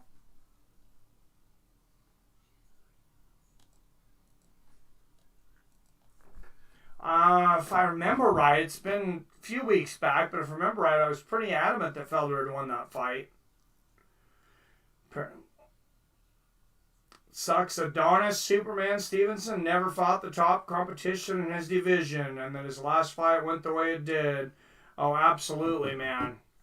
Yeah, it's and that's automatically what people are worried about. Like with our situation in MMA last week with a fighter, saying he doesn't want to go on in between rounds, and then a trainer trying to push him.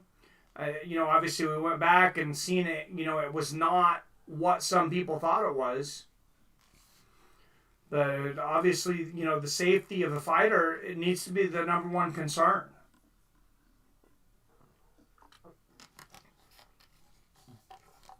Round 4, I have it 2-1 for Sanchez. He lands a right hook and to the body, left hook upstairs to start the 4th. And 2:47, 46, 45, 44, 43, 42 on the time clock. San Diego Ponzinibbio's been out for decades. But I heard he's fighting Michael Chiesa now. Yeah, I wondered if that guy fell off the planet. When was that guy's last fight? I don't even remember. All right, Sanchez giving Diaz an opportunity here to get going. Nice right hand and a left hook there from Diaz. Sanchez landing a combination. Referee warning Sanchez about hitting in the back of the head. Oh, nice left hook off of the straight right there from Sanchez. Nice little sneaky left uppercut from Diaz and a right hook over the top. Diaz, he's got good short power punches. You see it right there. He lands a left hook to the body and then upstairs and a straight right. Diaz really coming on here in the middle of the 4th round. Nice left hook there from Sanchez. He is still throwing one punch at a time for the most part, though. See Sanchez, he throws a triple jab. Doesn't do any damage there. Maybe one of those barely touched Diaz, but the judges, depending on their angle, may see something different. They see Sanchez pushing the fight as he lands a right hand there.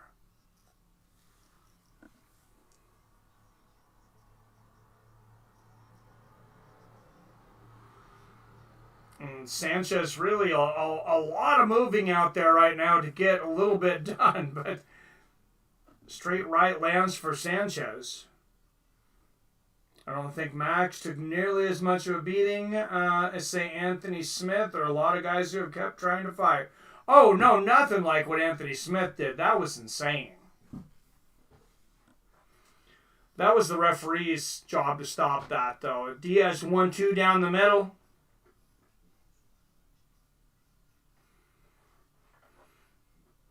And, I think it kind of should be known. Maybe the referee should kind of know certain trainers or certain fighters and be like, hey, maybe you can't ask them before a fight, but if you know it's a fighter that, hey, he's told his corner, do not throw in the towel, whatever happens, you're the only thing separating that fighter from a really bad night in the hospital.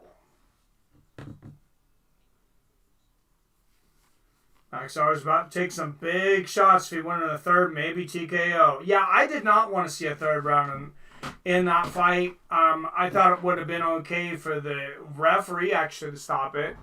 I believe in the stream I said that it should be stopped in the second. What's up, comedic genius? Let's cancel Mikey. It's cancel time, right? Cancel courts. Everybody's getting canceled. Why not? You can't cancel me because I don't care. That's the key, comedic genius. Is if you don't care about the criticism, you can't be canceled. I think that's the rule. That's what I heard. I'm not sure though. And never apologize for anything.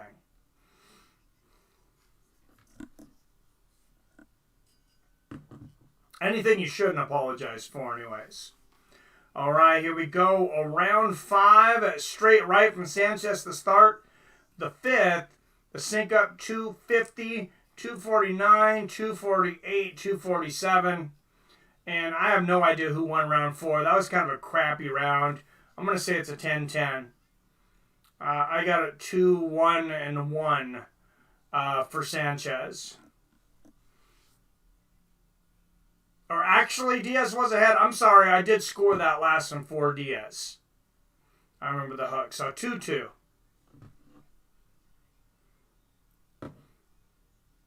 All right. So jab lands for Diaz. Nice left hook there from Diaz. He got Sanchez right on the chin there. And Diaz is big right hand for Diaz as he's really starting to push Sanchez back. Both guys wanted to come forward at the beginning of this fight. Sanchez kind of volunteered to be the guy that was going to back up and counter.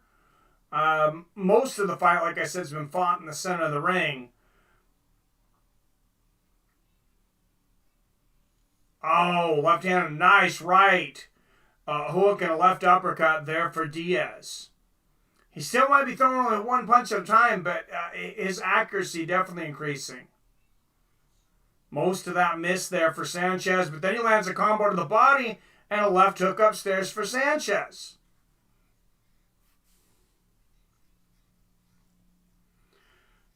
Diaz really, nice right hook to the body there from Sanchez.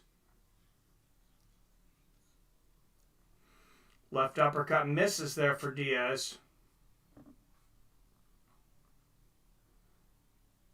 Yes, fine as I think he is too. Same way I speak here, I speak at work and everywhere else. But everyone knows it always without hate. I hear you, Kamink. Hey, some people can get away with it. Nice double jab there from Sanchez. We know you. I do think. What's up, Archangel? Yeah, good nights of fights so far, man. Oh, nice combination there from Diaz. I think you're right, Canis. I think Diaz is finding his rhythm. Oh, beautiful left hand there from Diaz. That rocked Sanchez, I think. Left hand. I don't know if Diaz realizes he's hurt, but I would go with a big left hook to the body and then come upstairs. 20 seconds left in the 5th. Look at Sanchez covering up. That's the left hook to the body, but not soon enough. He's going to run out of time. Might be a missed opportunity there for Diaz. Lands a right hand and a jab. But I'm going to say Diaz wins that one. And very close couple of these rounds. But I say 3-2 actually for Diaz now. Stories of Max out-grappling dudes in Dagestan, tapping top 5 UFC fighters. So he's got ability. Yeah, I had not heard a whole lot about him until the last couple weeks. But like I said, it'll be interesting to see what he does next. It's hard. I don't want to judge a guy, on his whole career over a fight. One fight he took on 5 days' notice.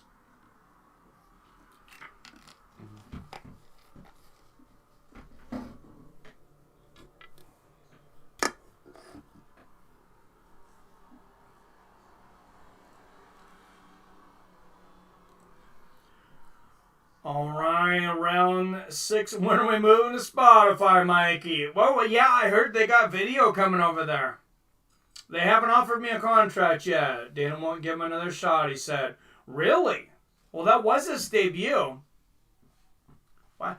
Yeah, Dana said a lot. Oh, nice combination from Sanchez to start round 6. That's what he really needs to get back to. And another good combination. 2:43, 42, 41, 40 on the time clock. And a right hand there from Sanchez. Sanchez coming out, taking over the beginning of this 6th round. You got a guy throwing one punch at a time. Keep throwing combinations. And sometimes those misses are going to create opportunities. Sometimes, you hit the gloves, but a guy moves a certain way and something else opens up. Or when you move your hips, it moves you in a position to land something else. Nice few jabs there from Diaz.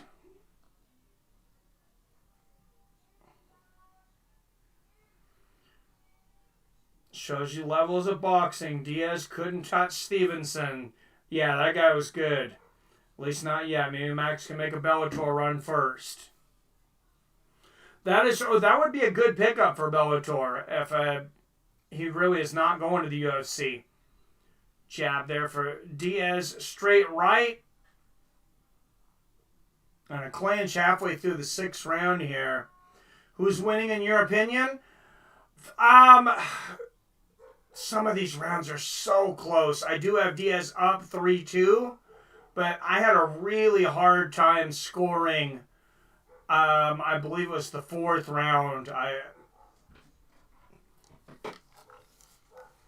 So yeah, 3-2 to Diaz at the moment. I have Sanchez winning this round though. Diaz landing a jab there in a round that's been mostly Sanchez. Oh, misses the straight right, but lands the right hook behind it. Sanchez staying busy. Jab to the body for Diaz. Triple jab upstairs. Lands by 2 of those. Timothy Bradley saying Sanchez doing a lot of head hunting, but he lands a right hook there. Big counter right hook there for Sanchez. Definitely might be a good idea for him to go down to the body, though, already over halfway through this fight. Good combination there for Sanchez again. When Sanchez lets his hands go, and then Diaz lands a big right hook as I say that. Oh, volatile exchange here, and Diaz landing to the body as well. Both guys landing here. Diaz getting the better of that exchange. But that was really his first success of the round. I gave that one to Sanchez. I have it 3 rounds apiece. What's Lama been up to? I don't know. Yeah, I have not heard that name in a little while. Vasily Lomachenko. It's sure he's out there. I'm sure he's out there waiting for somebody to offer him a boatload of money. These guys don't get paid when they're not fighting.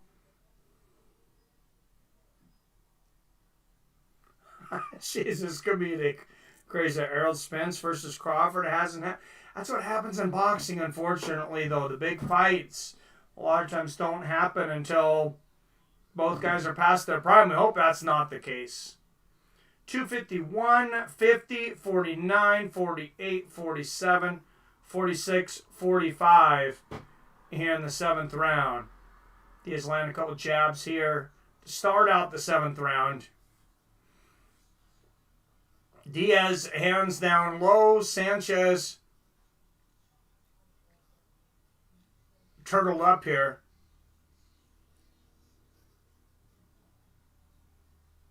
Nice right left hook there from Sanchez. Right hook and a big left hook from Diaz. Left hook to the body there from Diaz.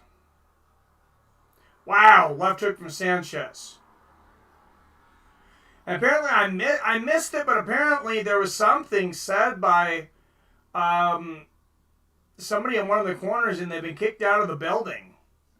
So I missed what was said. Oh, and a battle of uppercuts. Sanchez landed 2. Diaz landed 1 there. Diaz ripping to the body. Sanchez still headhunting. Oh, nice right hook to the body and then up to the head there for Sanchez.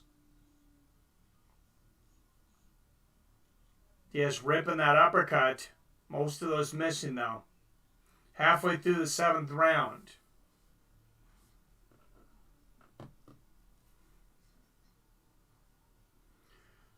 One of the corners just made a racist remark on air, and they had to apologize, but I didn't catch it. Yeah, I missed it too. I thought it was something like that. I don't have it anymore. Who you got? If Garbrandt versus Marlon Moraes fights Marlon Moraes. Moraes is an animal, dude. Are both fighters Hispanic? Has the corners get ready? Who knows, man? Who knows? It's a pretty sensitive time if you haven't noticed.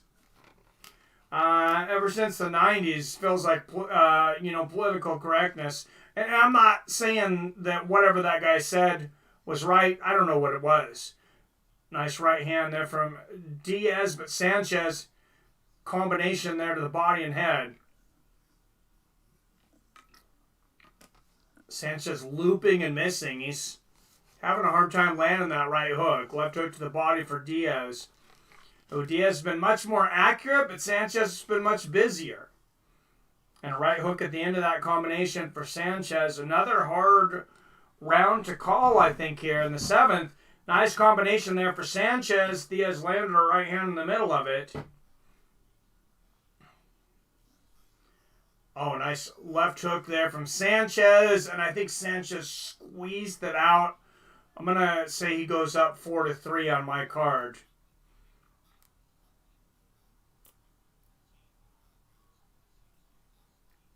Both have had bad China. Oh, really? I don't know. I don't think it was racist as much as it was patriotic, like saying you're going to lose to one of them and how you will never hear the end of it. You're right, JT. It's kind of gotten a little ridiculous. Oh, jeez. They're breaking that down. Supposedly, Comedic Genius. They are... shutting that down over there. I mean, there's been shootings like the last 4 days over there. Are you trying to get me killed? They're armed, man. It's kind of a war zone over there right now. What a way to bring boxing back. Yeah. It's there's been some good fights. There were some really good fights Thursday night. Double jab there from Sanchez. Start the 8th round. 244, 43, 42, 41, 40. Oh! Jab to the body and a right hand there for Diaz, who has Sanchez pushed up against the ropes here.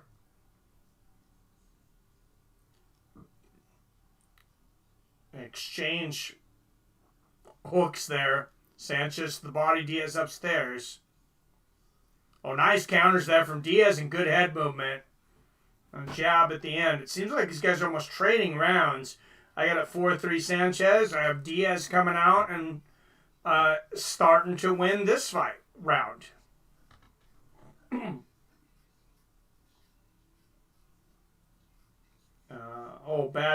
Man.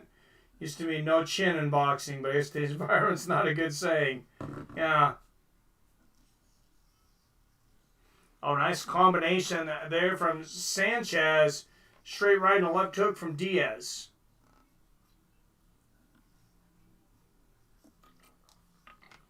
Diaz got a great jab. I would love to see him double up on that jab like Freddie Roach asked him to. Blind Sanchez coming in and land more behind it. Diaz... he's been pretty accurate. Just be more busy.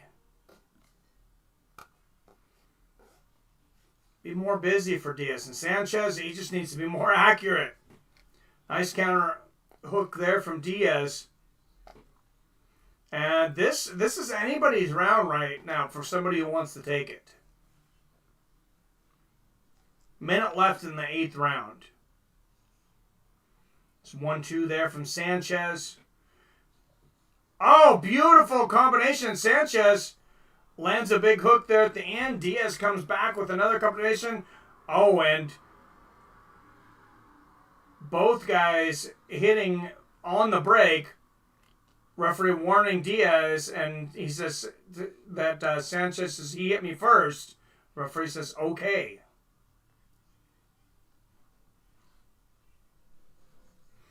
Oh, nice right hand behind the jab there for Sanchez. Nice right hand for Diaz. I mean, these guys are really, if this goes to a decision, they are really putting a lot of responsibility on these judges. Because nobody's still in these rounds. In my mind, nobody's really blowing the other fighter away in most of these rounds.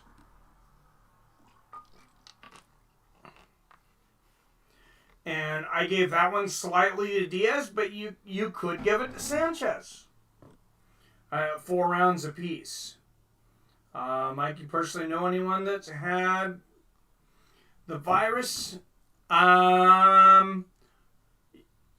So I guess Billy's had it. That's the only person I think I know that has had it. Our own Billy Hughes, I believe, has it right now. Last time I talked to him, he had it.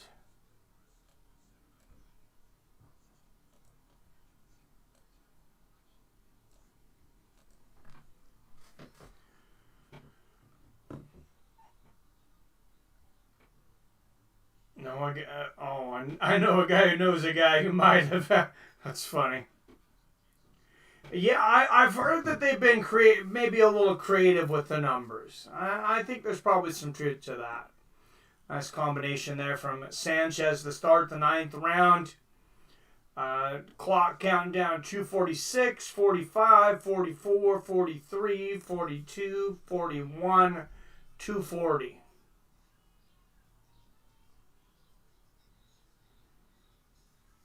Oh, nice left hook there from Sanchez. Diaz coming back with a combination.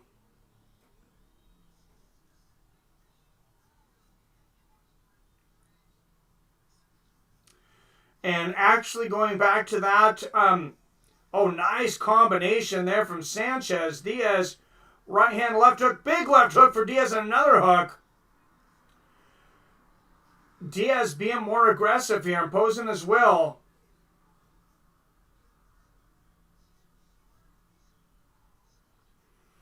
I think Diaz has got the first minute of this round. What's up, Billy Hughes? He is in here. 110 Bill. How bad was it? I also I don't know the guy personally, but one of my good friends is a bus driver, and one of the drivers that he knows, a passenger, actually spit in his face towards the beginning of this, and he died from it.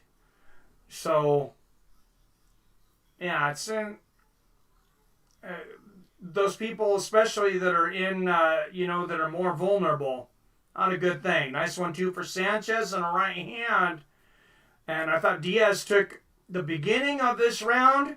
Sanchez trying to take the middle. We'll see who takes the last minute. Oh, beautiful combination of the body and the head from Diaz. Digs with the left hook to the body, right hand upstairs, and a left hook. Those are hard shots right now from Diaz. Diaz just very, very accurate.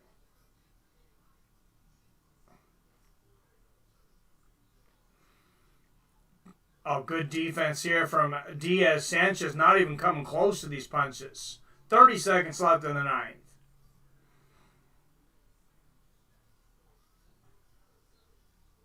Nice exchange. Both guys landed, but Diaz landing last. Straight right with the left hook on the combination there from Diaz. Left hook from Sanchez. Couple more left hooks from Diaz. Oh! Good end of this round of Diaz. Finally letting those hands go for the combination. Great round for him. I got him up 5-4.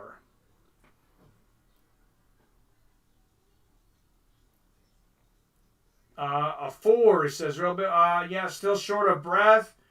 Told it takes 6 to 8 weeks for lungs to wholly fill. It's bad for 5 days. Then it gets better. It's the flu with bronchitis at the same time. Oh, that sucks. Yeah, I've had bronchitis several times, and it sucks. Did Josh Franco fight already? No, he's up next. Him and Moloney, main event's up next. All right, guys, last round. And this fight, it's so close, it could be up for grabs. Sanchez really needs to, I think Sanchez really needs to do something. He might need a knockout here, depending on how, or a knockdown or a knockout. If he gets a knockdown, he might get a 10th round.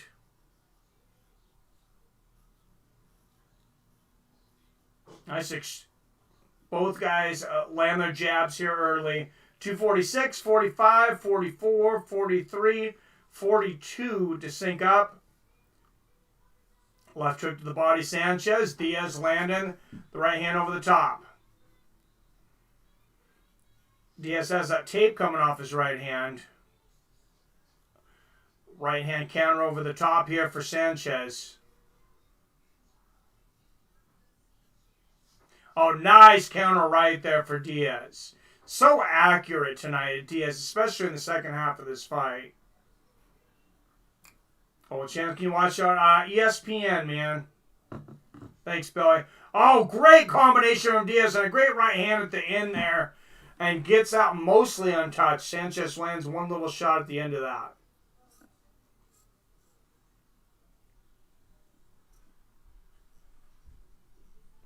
Oh. And take time for the tape on the right hand of Diaz there. Clock stops at 1:52 of the last round here. Freddie Roach fixing that tape. And in my mind, I think his fighter could be on his way to a victory here. Nice couple jabs there from Diaz. Right hand behind it. He really seems to be getting the timing down of Sanchez now.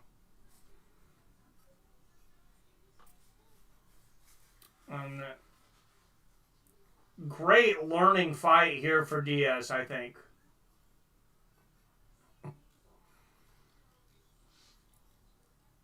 Oh, nice right hand to the body there from Sanchez. And great exchange. Both good combinations for both guys.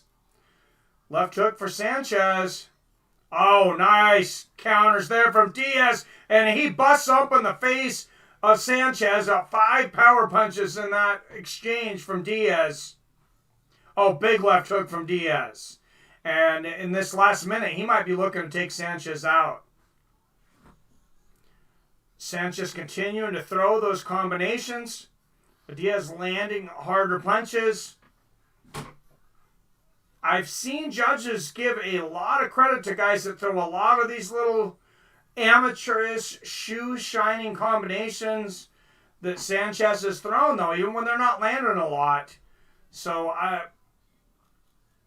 you got to be a little worried still going into the scorecards.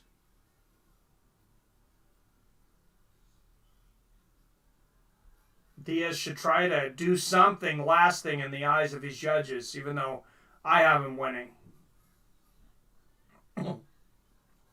Oh, nice left hook there from Diaz.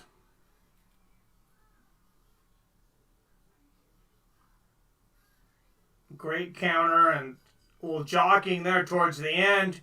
Both guys embrace, and I have it 6-4 Diaz. Show the fight or help me how to watch it. I just know ESPN, Jesus. It's on ESPN. Yeah, thanks. Do be aware, I got it from a female who was not showing any symptoms at all at the time. Yeah, I have heard of this asymptomatic. I guess, and guys, you gotta go figure how bad do you want to get it. You know, how bad do you want to be intimate right now.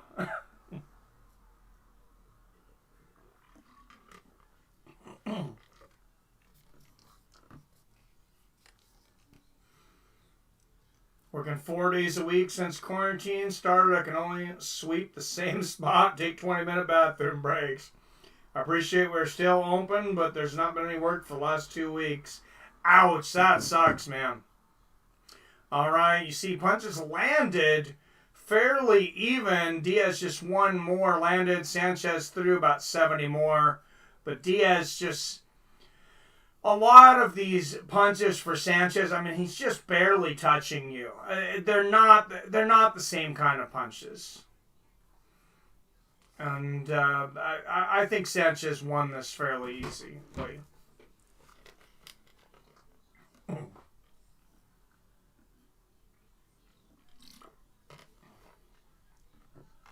Main event coming up next, WBA Super Lightweight Championship. Just one loss between both fighters.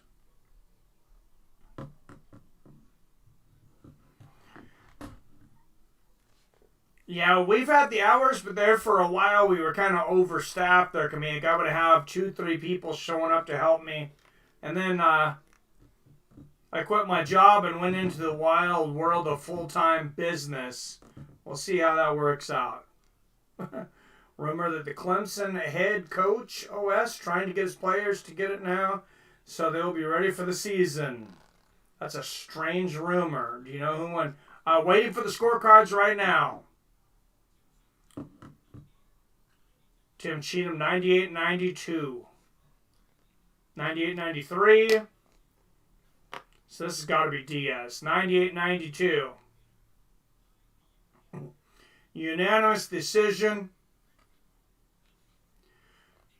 Christopher Diaz, winner by unanimous decision, moves to 26-2, 16 knockouts.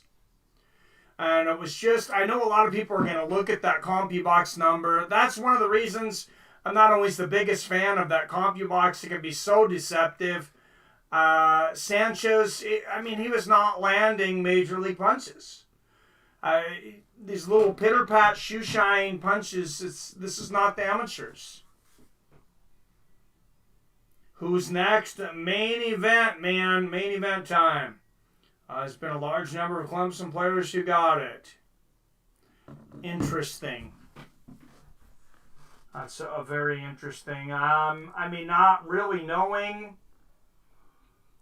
what happened, it's hard for me to really comment. Undefeated Andrew Moloney taking on Joshua Franco, who has just one loss. WBA Super Lightweight Championship up next.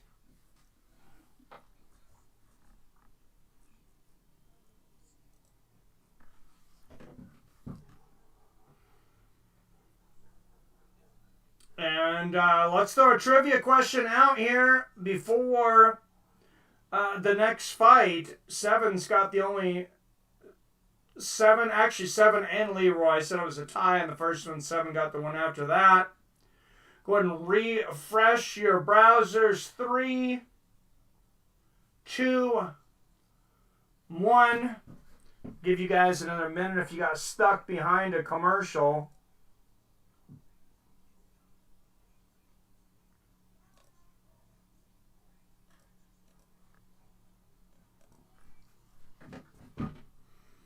Boys, I'm out. All right, you stay safe too. Comedic. All right, next question. This all-time great lost the first fight of his career as a professional, coming straight out of prison. Went on to be one of the all-time greats, fighting it well into his 40s.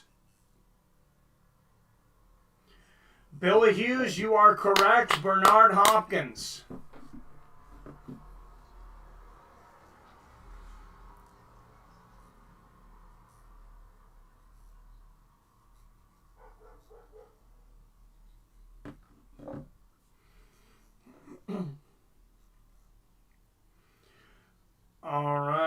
Oh, Kane's Dre had it right behind Billy. He knew it, but Billy was just a little quicker. He's got that supersonic internet speed.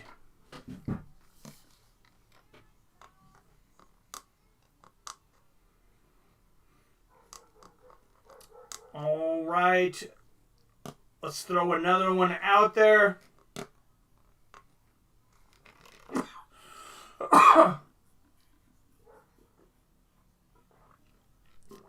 This trainer, one of the top trainers out there. He's been trainer of the year several times. He's an active trainer and boxer right now. In boxing, was an active boxer. Had his own career. Has now been suffering from Parkinson's disease, though, for, I believe, over a decade, but still has successfully coached. Amazingly. Who got knocked out? Billy Hughes, you are correct. Freddie Roach. Billy coming in, rallying quickly.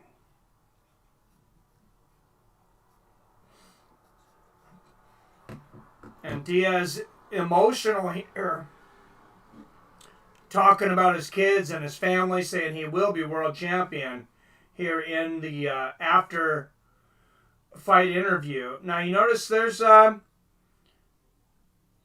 both these guys are standing, being interviewed without masks, just about the 6 feet away from each other, maybe 10 feet. Which Joe Rogan had mentioned for the fight recently in the Apex Center. They did not allow him to interview the fighters inside of the cage. Ended up interviewing via a monitor, which I know he didn't care for, so it was kind of strange, but it is what it is. And Fernando Brazeno, you are correct, but Billy just got you on that one. Yep, spontaneous. That was also Bernard Hopkins.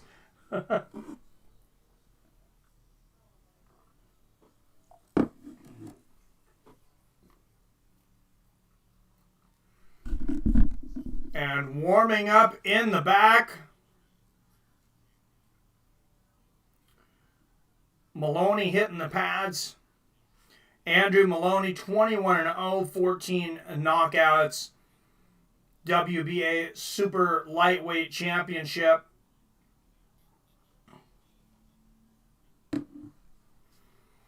All right, and next trivia question out there. Don't even bother refreshing. Going to be another trainer here. This trainer last year tried to stop a fight that his fighter was in, tried to get him to stop before he did. The fighter did not want to stop. This trainer eventually did stop the fight, but later, and unfortunately that fighter, his fighter died later on in the week. Who was the trainer? Not Joel Diaz.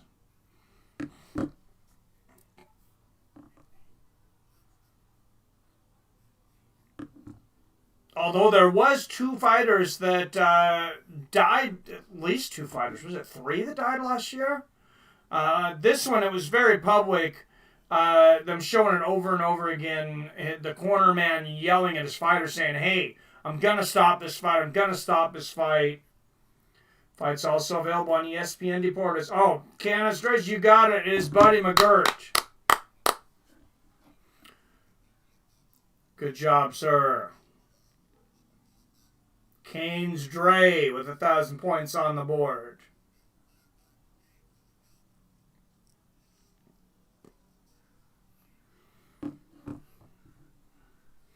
And the brothers, the Moloney brothers,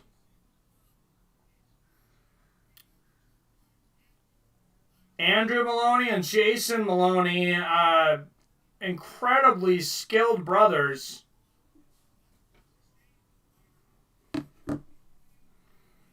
Joshua Franco, as you talked earlier, a very exciting fighter, was in one of the best trilogies, at least definitely in bantamweight, junior bantamweight history, one of maybe the best trilogies ever. This guy does not back down. That trilogy was with Oscar Narete and Joshua Franco. 2 of those fights ended up going to draws, and they actually threw and landed slightly more than Arturo Gatti and Mickey Ward did in their trilogy.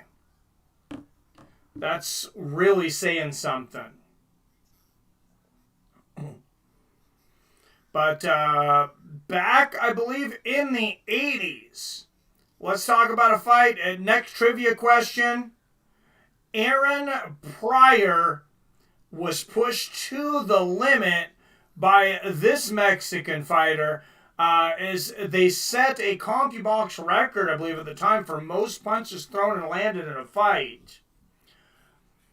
One of the most incredible fights I've ever seen.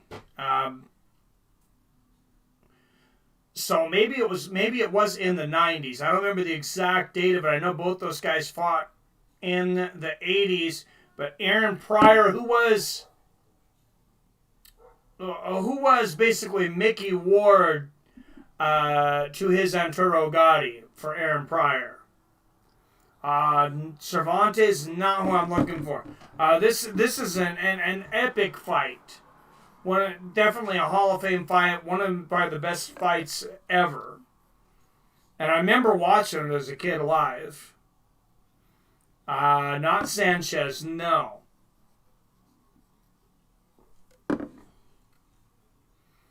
One of the best lighter weight Mexican fighters ever. Wilfredo Benitez, not the one I was thinking of. Billy Hughes, you are correct. Alexis Arguello. If you've never seen Alexis Arguello and Aaron Pryor, after this, or watch that fight, or write it if you got a little book and fights that you're waiting to watch, that should be at the top of the list. Great fight.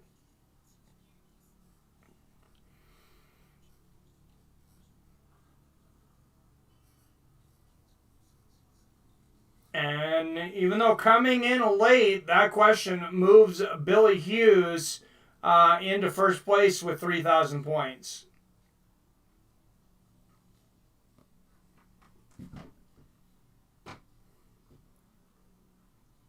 Oh, Wilfred Benitez. I get what you're saying. Sorry. Oh, Cervantes' fight was good too, though.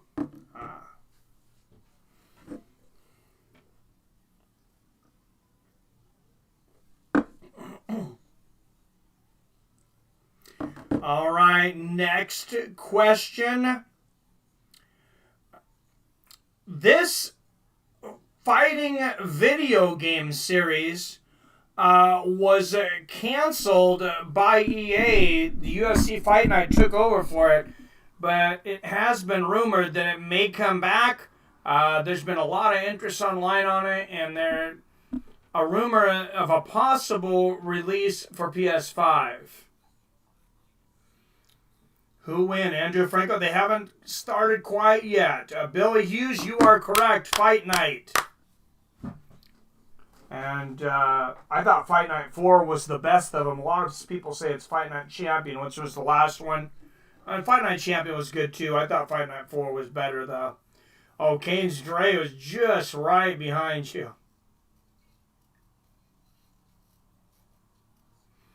All right, I'm going to go old school, and I apologize for the younger ones of you, but Moloney is my picks, Billies. All right, I'm going to go back to the counterpart. What was the Fight Night version of this on Sega Genesis? It featured, pretty much all the greats. Muhammad Ali, George Foreman did not have Mike Tyson. I guess they didn't have the rights to it, but it was a Sega Genesis game, fighting game, ahead of its time, I think, for boxing. Great game. I guess that was kind of broad. Holyfield fighting was, or boxing was, one of the fights there. Was not the one I was looking for, though. This one, I believe, went on to PS1, and then eventually morphed into Fight Night. I could be wrong, though. Well, if it was the only Sega one I know. Shoot, maybe I was the only one playing it. Alright, if nobody gets it, I think I'm going to give Kane... I'm going to give it to Kane's Dre on Holyfield Boxing then. What do you think we'll have a mega fight this year? For boxing? I don't know, man. Andrew Moloney, 5 years older, 29 years old. Franco has a 2-inch reach advantage. 67 inches. We could see, it looks like, Fury and Joshua in October. But then you have Dillian White suing to get a shot against Fury. And Fury has no interest in fighting him. So that's going to get interesting. I would not be surprised if Tyson Fury just vacates that belt. All right. Andrew Moloney making his way down to the ring with his WBA super lightweight belt, coming down to AC/DC. No boxing as a PS1. What? It was greatest heavyweights is the one I was thinking of, but I'm going to give it to Kane's Dre on Evander Holyfield, because that was, maybe I was the only one who played that. Now you're making me doubt my memory.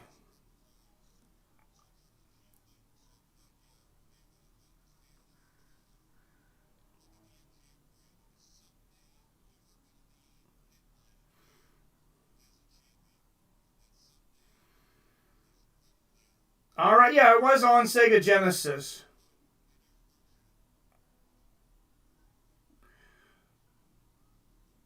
And the Sega Mega Drive over in Europe.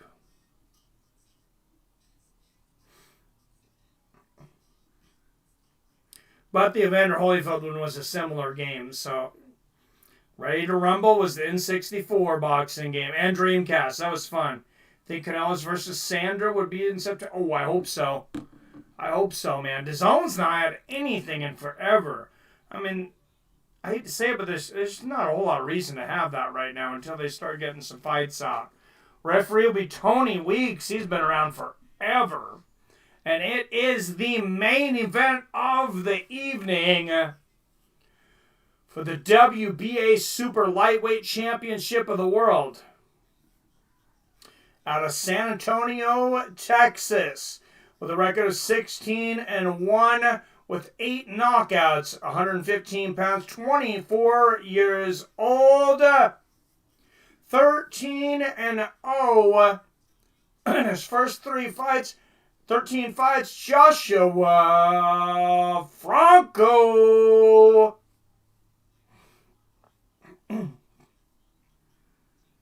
And out of the red corner, 114 pounds, out of Melbourne, Australia, 29 years old, with a record of 21-0, 14 knockouts, twin brother of pro bantamweight Jason Moloney, the reigning, defending WBA Super Lightweight Champion, Andrew Moloney.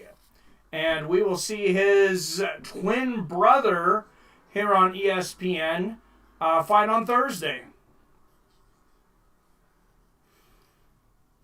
RGBA boxing. I don't remember that. I'm not sure.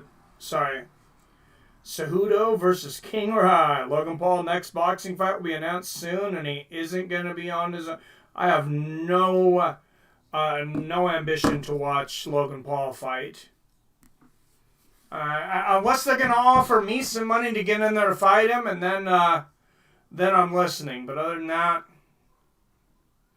all right, Franco in the white and black with the San Antonio on the back.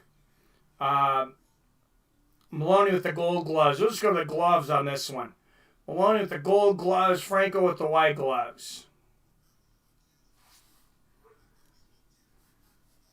Franco, nice jab to the head and then the body. Moloney throws a double jab, but Franco blocks it. All right, long fight, 12 rounds, plenty of time to fill each other out in the first round, maybe two here.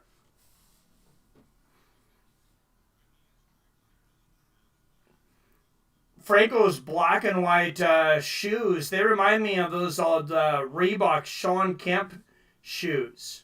I don't know if anybody remembers those, but they were kind of striped like that. Nice double left hook there from Franco. Franco digging to the body. Important to start that early. Straight right and a left hook from Moloney. Moloney throwing the jab out there. Billy says he's going to go with Moloney. I'm going to go with Franco for the upset then. Logan Paul, it was ratings have to cover it. Yes, that's true. Oh, nice. Right hand there from Moloney. Another good right hand behind the jab. And they're in the center of the ring. Yeah, not a long filling out process. You're right, Archangel. Both guys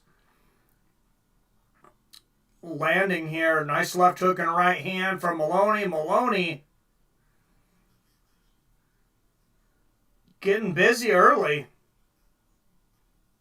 50 seconds left in the first round.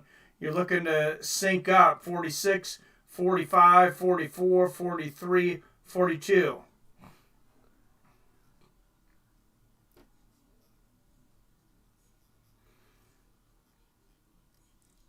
Straight left, and then a left hook to the body there from Moloney. Nice right hook. Moloney already looking like the more talented boxer here. Nice 1-2 to the body.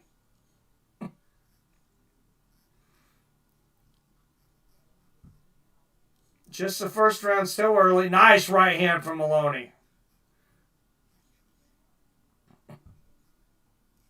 Well, another good right hand from Moloney.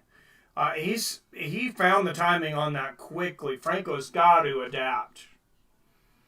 Frank will be there at the end. It's a 12-rounder, a championship. Yep, Moloney dominating early. I think Moloney takes this one easy on decision. What's up, Jorge Carrillo?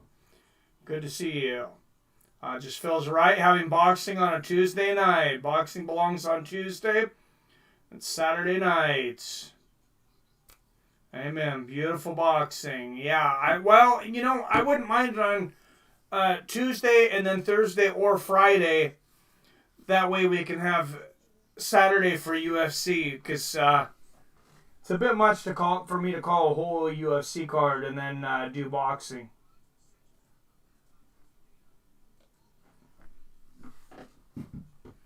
But yeah, very cool. I'm just glad to have boxing back on ESPN. Yes, beautiful boxing. All right, round 2 is main event coming up. Moloney really dominating that first round.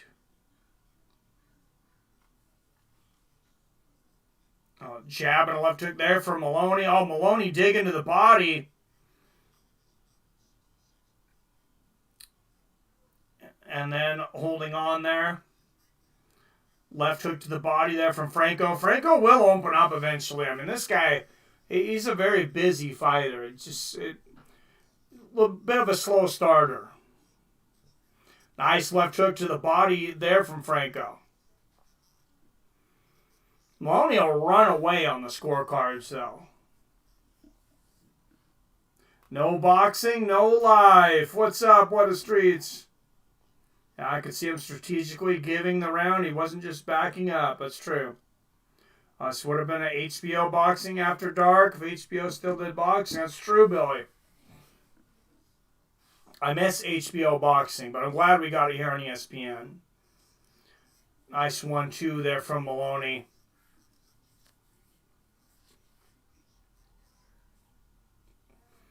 Franco turtling up here. Lands a jab to the body.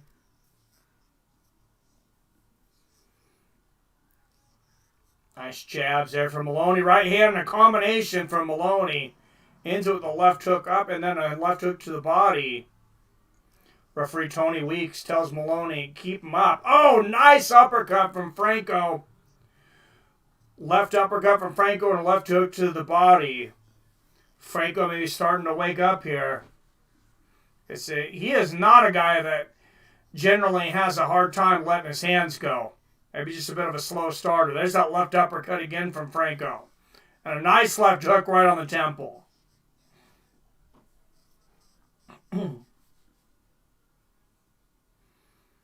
Franco establishing the jab up top into the body. Right hand there for Moloney. Good defense there from Franco. And a double jab. And Franco landed a couple good shots on this. With the rally here, I think he has a chance to tie this up at a round apiece. But Moloney, nice combination.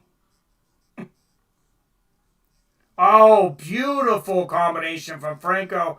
Right hand and a left hook. Crisp shots there.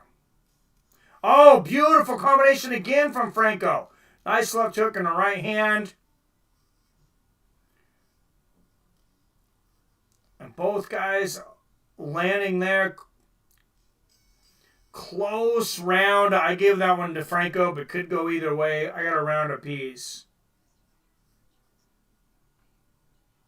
I was trying to drown Franco, but Franco is picking openings. Yep.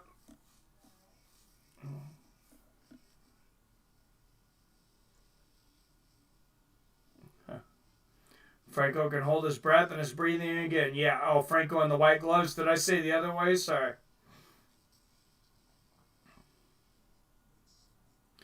Got fooled. Franco in the deep waters and dominating, Sarge Angel. When you think about the Greer fight, I was so disappointed. Yeah, nothing to write home about.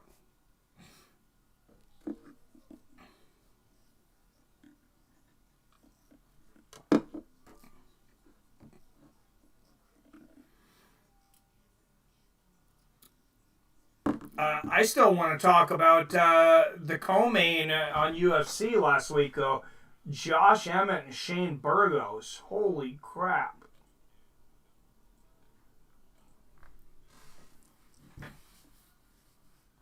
All right, you see they're showing the replay.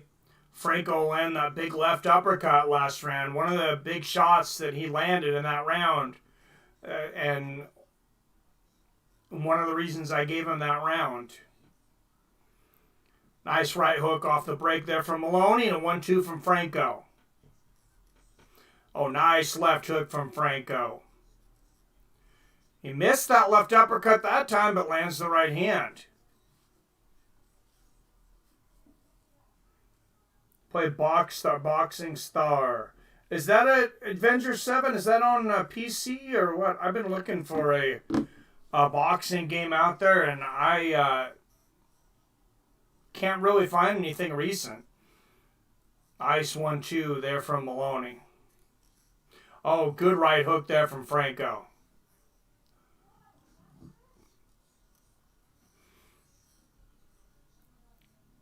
Oh, beautiful left hook there from Franco. He's really sitting down on his punches right now. No hook uppercut combo. Another combination from Franco. And he's got a really hard jab. Moloney's touching Franco. Franco's hitting Moloney. There's a big difference in these shots right now. Nice left hook from Franco.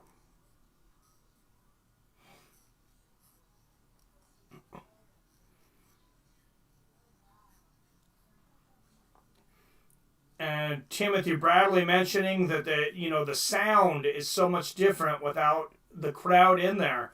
And he's right. I think it helps with the judging. Nice left hook there from Franco. A left hook to the body and a right hand. Great movement there from Franco. Wow. He is really doing some good stuff right here. And a nice right hand. Franco taking over here at the end of the third round.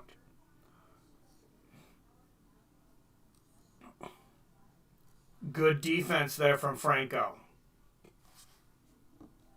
Oh, nice right hand from Franco. Franco winning. 8-10 round for Franco, and it's halfway through. Cleanest uppercut in a long time since Mike Tyson. Damn. Moloney landing the right hook in there. Nice straight right and left to the body. Doing his work in there, but Franco just having a great round here. And great defense. I said Moloney came in a pretty big favorite. A lot of late money was coming in on Julio Franco. So somebody knew something. But Julio Franco is a pretty tough dude.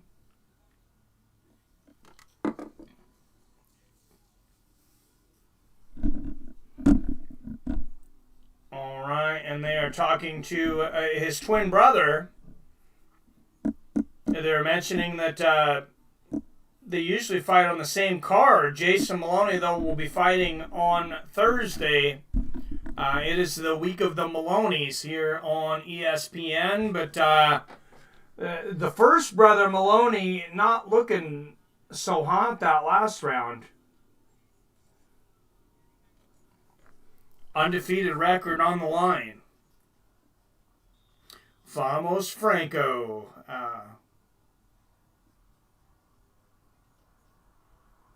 A mobile game. Oh, I don't play in mobile games really, so it's a DBZ fight. Franco fights like Marquez. Oh, that's a good point. That's a good comparison. Oh, nice left hook to the body and right hand there from Franco.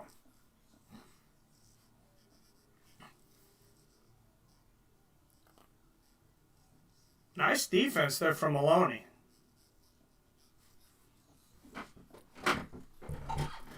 Nice 1-2 there from Moloney. Oh, big left uppercut there from Franco and a left hand to the body. Nice 1-2 there from Franco. Oh, good left hook to the body from Moloney. Franco just starting to really win almost all these exchanges right now, though. And Moloney a left hook to the body and uppercut. And you see Moloney trying to fight from a greater distance now, trying to put some more movement out there, fighting in that little mid-range. That's kind of Franco's spot. Franco wants to fight in these trenches, and that game plan wasn't working for Moloney. Another nice left hook to the body there from Moloney.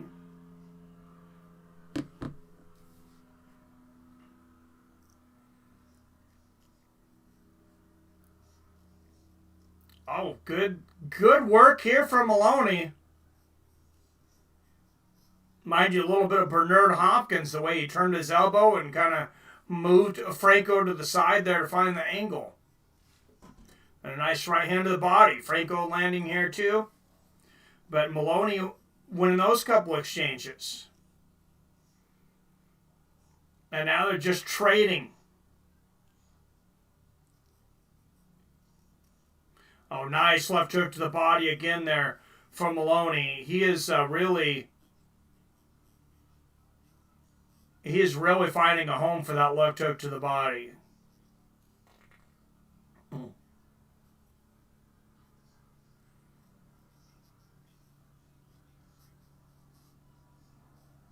Nice left hook up top there from Franco and the jab, but having a little harder time with a more mobile Moloney here. Nice left hook to the body. Big shots here from Franco. See, when they get inside here, Moloney wants to war. He's a young guy, and Franco got the better of that exchange. Nice left hook from Franco.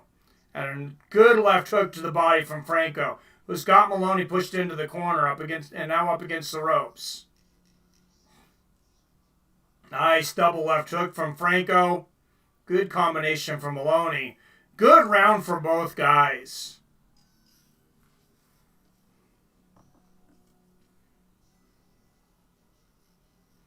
Yeah, both connecting. And I got to say, another turn in this roller coaster of a fight so far. I give that one to Moloney. I got it 2 rounds apiece. Just when it seemed like, Franco was finding the puzzle, answering the question, Moloney changes the question.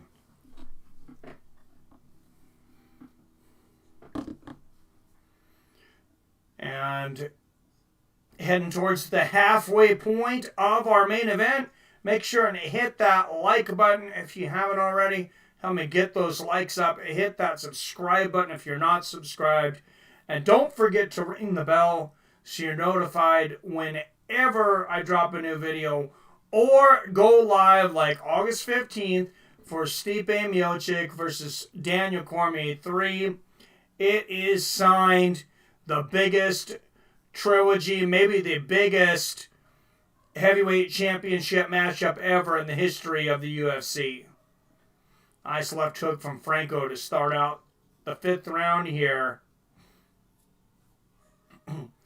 And you got 240, 39, 38, 37, 36, 35.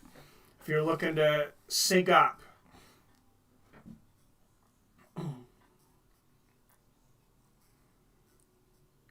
Jab land there from Franco. Franco does not like to back up.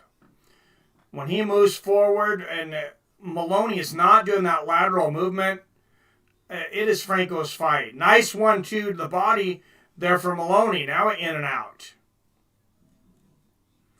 Oh, both of them dig to the body. Oh, good combination from Moloney. This is a great fight.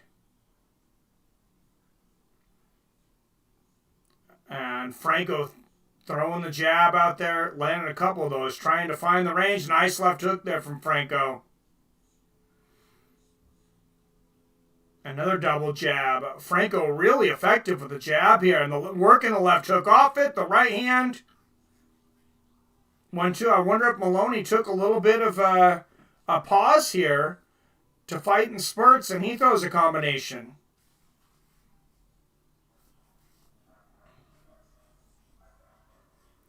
With 4 jabs. Yep, which fight are you most looking forward to on the 25th of June card in Vegas, NY? Oh, that's this next... Oh, this Saturday? The main event. It's the main event for me. Dan Hooker and Dustin Poirier. Great exchange. I think Franco got the better of that exchange. Big right hand there from Franco. Another right hand. Franco controlling the distance here in Moloney's corner, telling that and talking to him, saying, don't fight at that distance. Nice left hook for Franco and a right hand.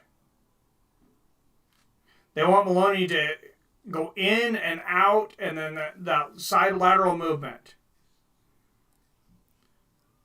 Franco's jab is so accurate and crisp tonight. I mean, it seems like he lands it every time he throws it. Oh, nice right hand from Franco and a left hook upstairs.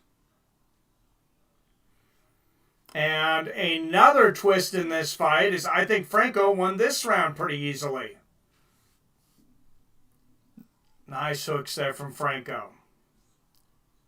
And good defense there from Franco. And I got it 3 rounds to 2 Joshua Franco. Unfortunately, for those of you that weren't in here earlier, sorry for the late notice. And I know I said I'd do this fight. I forgot about I'm actually going to be out of town for Saturday's event. That card, Dan Hooker and Dustin Poirier, I will not be here. I will be in Silverwood amusement park with my family. Sorry, this is the last summer before my daughter goes to college, though, and The nephews are coming up with us too, so no fight companion this Saturday. Unfortunately, sorry. Blocking so many. Clean 1-2 by Franco. Yep. That's how I have it. All right, here we go. Round 6.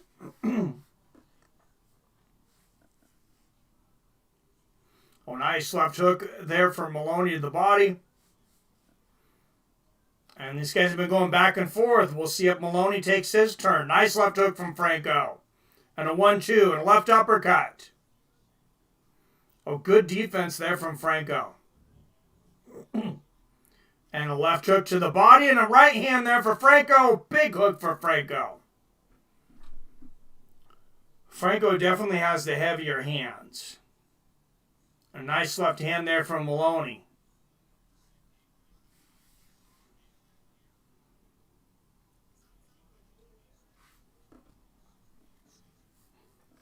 And a clenched jab lands there from Moloney.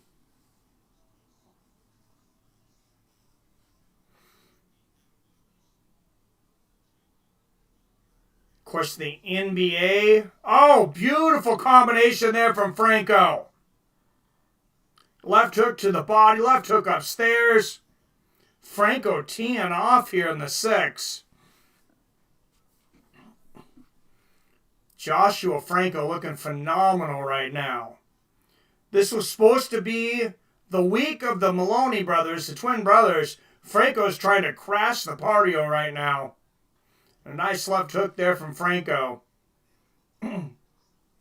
And like I said, a lot of late money was coming in on the underdog. Franco lands a nice uppercut there. All right, 18 of you beautiful fight fans watching, make sure and hit that thumbs up button if you like what I do. Don't forget to hit the subscribe button and ring that bell so you're notified whenever I drop a new video or go live like August 15th for Stipe Miocic versus Daniel Cormier. All Franco right here. Big combinations. Moloney just landing one punch at a time now. Oh, good job. You see how Moloney tried to get out of there and Franco timed him. He watched him the whole way. He's like, walk with me, walk with me. Hits him with the right hand at the end.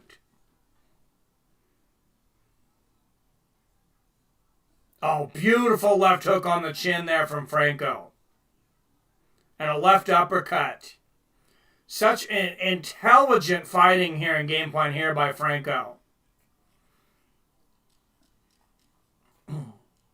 He's got that warrior spirit, but he's also got that fight IQ. Straight right and a left hook for Franco. Big 1-2 and another right. And Franco finishing the round strong. I have it 4 rounds to 2 for Franco. Halfway through this fight.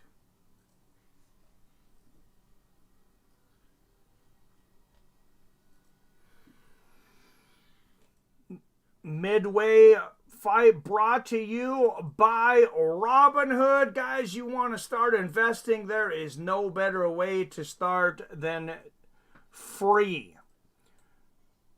Just hit my link and Robinhood's going to start you with a free stock.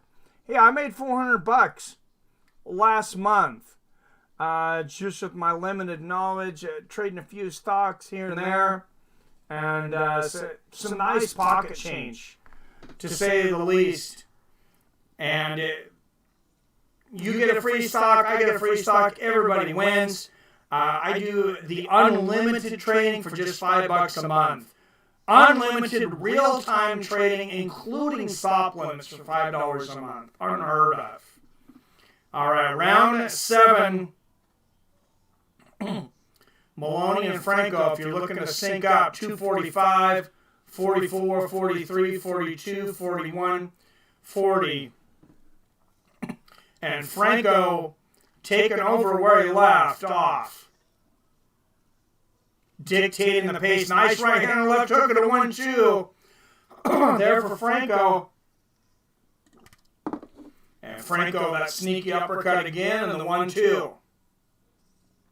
Oh, nice body shot and a straight right from Moloney comes back. And they both land power shots. Great exchange. Right hook to the head, the body, and then left hook to the body on the other side from Moloney. Good work here from Moloney, in and out. And like I said, these guys have shifted back and forth over who dictates this fight. Beautiful combination there from Franco.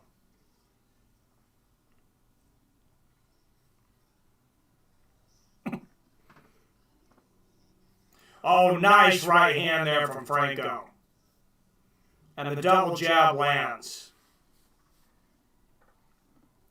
Nice right uppercut. Franco is good. Who do you think winning Cormier versus Stipe fight? Oh, man, it's close. Odds are like even. That's anybody's fight, man. Nice combinations here from Moloney. Right hook upstairs. Franco answers. Nice left hook and a right hand.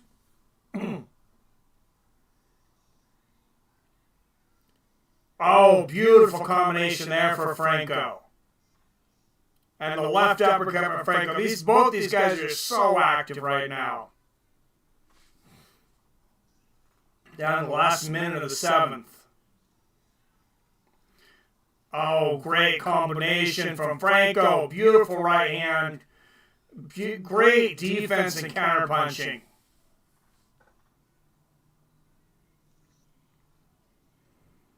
This is the best I've ever seen Franco look.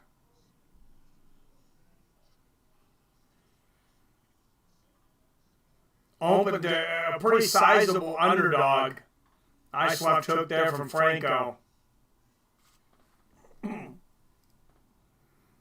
I'd like Tyson to train DC and have DC fight Jones again. Oh, yeah.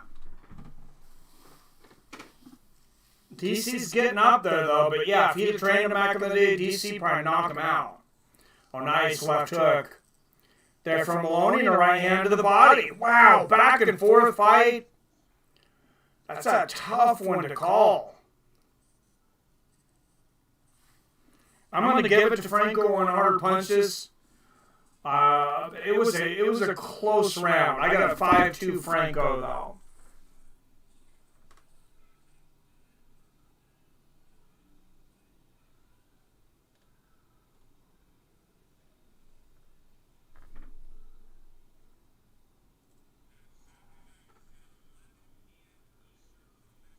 All right, guys, going to round 8.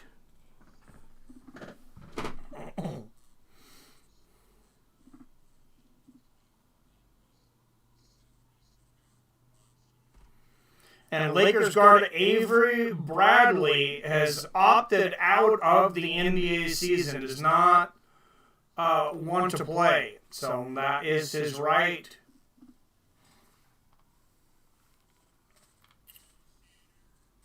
Also, Major League Baseball has agreed to health safety protocols. Majority of clubs expect to train at home ballparks starting July 1st. Good news there. Boxing is such a high level. It's crazy. They have so few times. Oh, nice uppercuts there from Franco.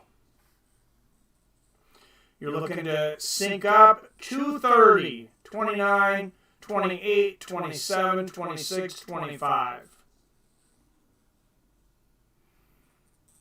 Nice jabs and a right hand there from Moloney. Good combination from Franco.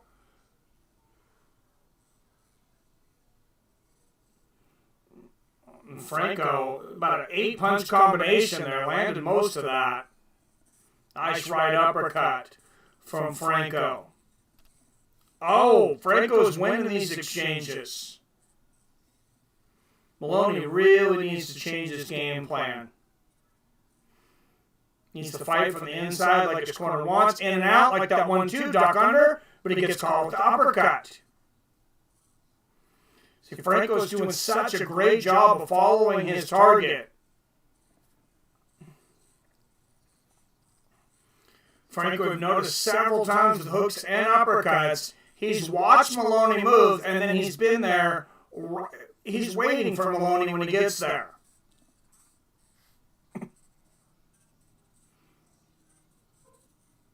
Oh, nice right hand from Franco. Another right hook. And Franco has been very effective with that jab, too. That's a peppering jab. Nice left hook there from Franco. Oh, big right hand right on the chin from Franco. And Moloney landed to the body there, but more Franco. Another couple good shots to the body there from Moloney. Moloney doing a good job there. Franco followed him. He was waiting for him, but Moloney timed it as well and blocked it.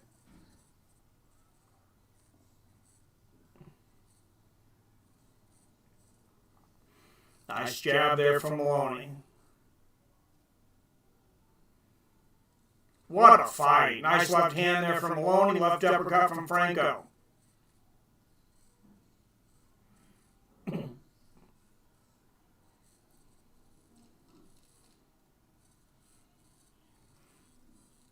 Oh, nice left hook there from Moloney. A right hand from Franco. A big combination. And like most of the combination or rallies in that round, Franco wins the last one. And I have him up comfortably 6-2. What's up, Joshua James? How are you doing, my friend? Thanks for coming in. All right, going on to round 9 of the scheduled for 12 for the WBA Super Lightweight Championship. And it looks like we might be on our way to having a new champion tonight. Joshua Franco looking to crash Moloney Brother Week here on ESPN. You think Burns has a chance? Oh, he definitely does. Gilbert Burns, yeah, I mean, Colby Covington showed that Usman was very hittable, and Colby hurt him. Colby does not hit as hard as Gilbert Burns. He hit him a lot. Gilbert Burns, he's got decent wrestling defense. It's just, can he stop Usman's takedowns? He's not going to stop them all. We'll see if he can stop enough.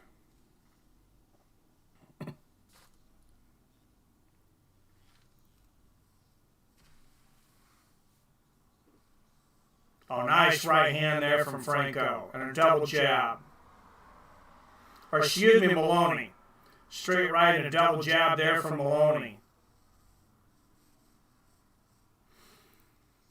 Oh, nice combination there from Franco. Left hook in there from Moloney. And you see, like I said, not only do I not always agree with the CompuBox when you're hitting that little ticker, it doesn't always tell the story because Moloney has a few more punches landed, according to CompuBox. So Franco's landing way harder shots. Nice 1-2 and a left hook. There from Franco. Right uppercut from Moloney and the combo from Franco. Oh, nice combination from Moloney. I mean, this is a real hard.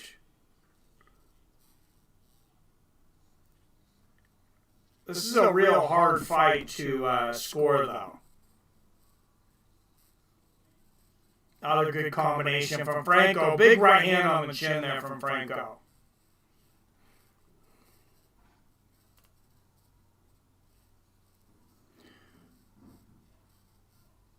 Left hook and a right hand there from Franco.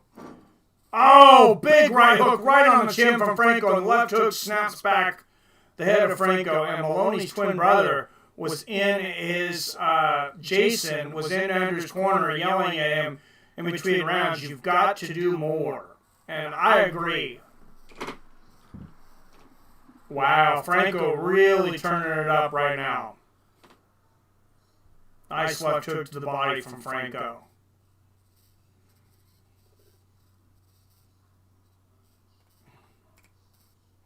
Nice right hand on the temple there from Franco.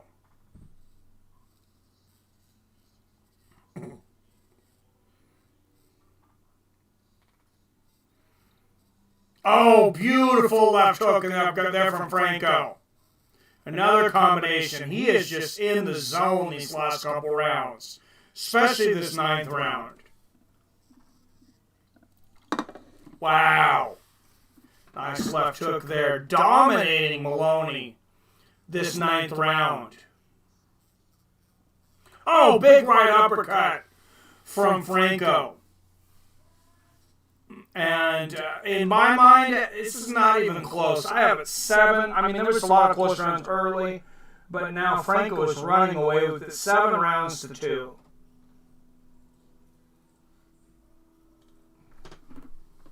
On my scorecard.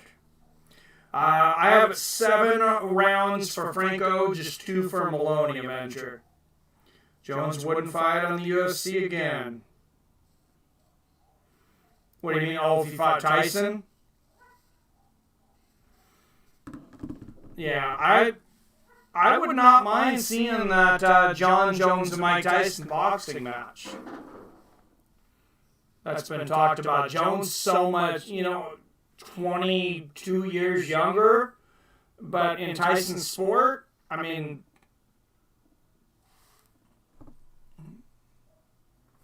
how do you have it, Avenger? And the corner of Franco, he said 3 rounds and you're a champion. Nice exchange. Both guys landing here at the beginning of the 10th. Nice left hook from Franco. 245, 44, 43, 42, 41, 40.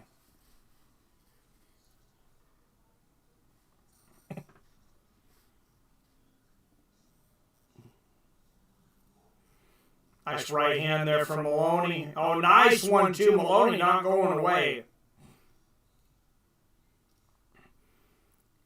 Listen to that advice from his brother. His brother telling him between rounds, you've got 2 more.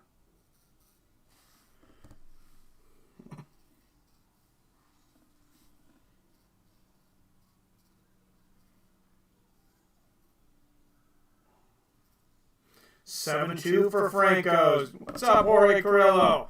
I have it the same, sir. Nice combination. Franco. Nice left hook for Moloney, and Franco digging into the body. Left hook, right hand. Beautiful work here by Franco. And this just shows you the difference in punches. See, I mean, Moloney's landing. He's landing punches here, and that's a push. No knockdown. Oh, push and a slip combo. Oh, nice right hook to the body and right hook upstairs there for Franco. Franco getting Moloney into the corner. Franco getting the better of these exchanges. Oh, big right hands and left hooks. And Franco opening Moloney's face up. Big right hand for Franco, left hook for Moloney. You can tell Franco wants this. He wants to be a world champion. Right hook to the body, left hand upstairs. Wow, and Moloney holding. Nice left hook to the body and a right hook to the body. Franco is relentless. Left hook, right. Another left hook to the body there for Franco, and Moloney again holds. Moloney is tired and he might be hurt. Nice left hook there from Franco. He has Moloney reeling right now. 20 seconds left. Moloney just trying to survive this round. He's got blood coming from his left eye and his mouth. Another big right hand from Franco.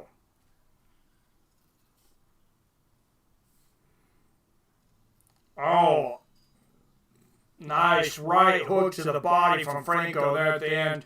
And another big round for Franco. I have this 8 rounds to 2 for the challenger heading into the championship rounds.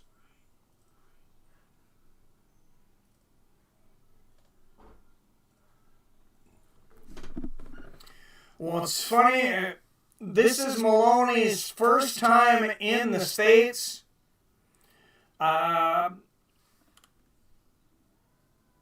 fighting Joshua Franco tonight. When Anthony Joshua came across the ocean to fight his first time in the United States, he lost his championship. A Joshua losing a championship, well, a Joshua would take one from overseas tonight. No wonder Moloney started early. Moloney slipped. So I thought Moloney was going to win this one on points at the beginning. It kind of looked like it. All right, round 11, guys. Oh, nice right hand there from Franco. That's one of the big things I like about boxing. So much different than MMA, especially these championship fights.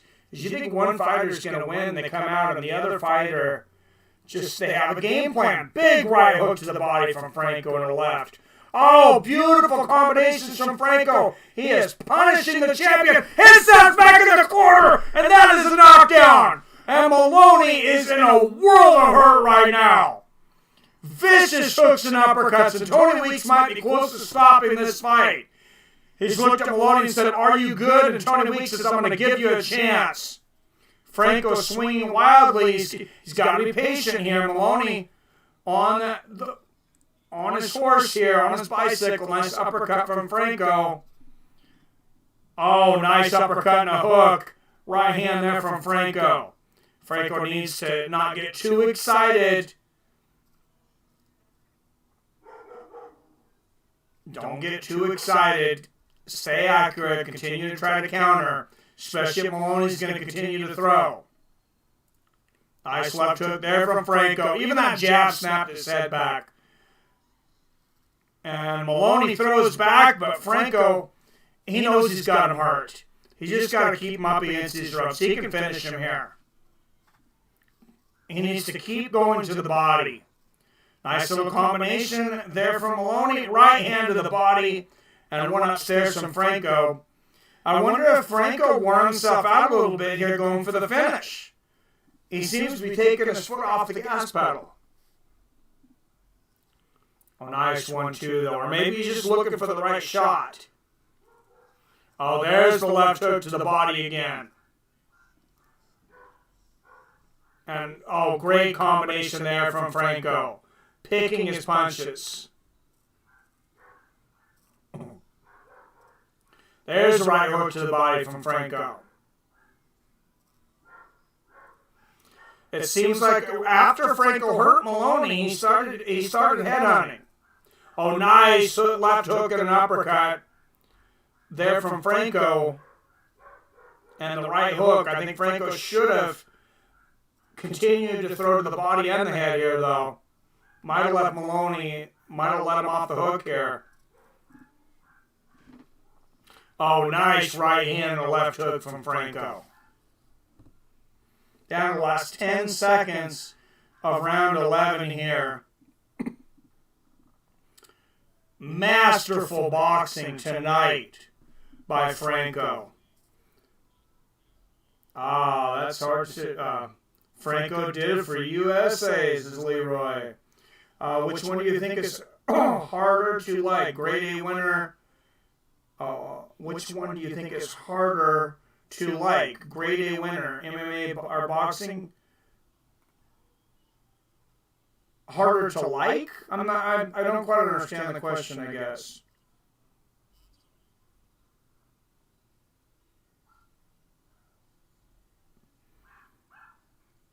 Oh yeah, hard. Yeah, that is a hard decision. And these guys in boxing, it's been around for so much longer. There's so many decades of champions. Man, I love them both, man. I love them both. Depends on what's going on. Nice left hook to the body, but a big overhand right here from Franco. A nice 1-2 from Franco. Moloney holds on. Will he be able to hold on to his championship belt tonight? 1-2 and a left uppercut from Franco. Oh, Franco, another big 1-2. And he's got the 10-8. Oh. Nice exchange from both guys. Franco getting the better of that exchange again, though.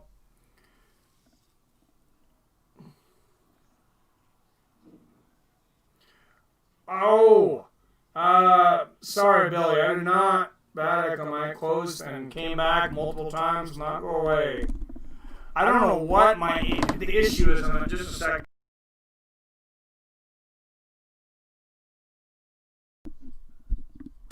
I mean, let me know if that fixes it. I don't know why I've had echoes in my last couple streams. Tony Moloney's too small with pillow fists. Yep. Oh, Franco relentless in the corner. Nice right hand there from Moloney fighting back. Thank you, Billy. Hopefully it continues to fix it. Oh, good right hands there from Franco. And the combination. Moloney offering up little right now. Left hook uppercut from Franco.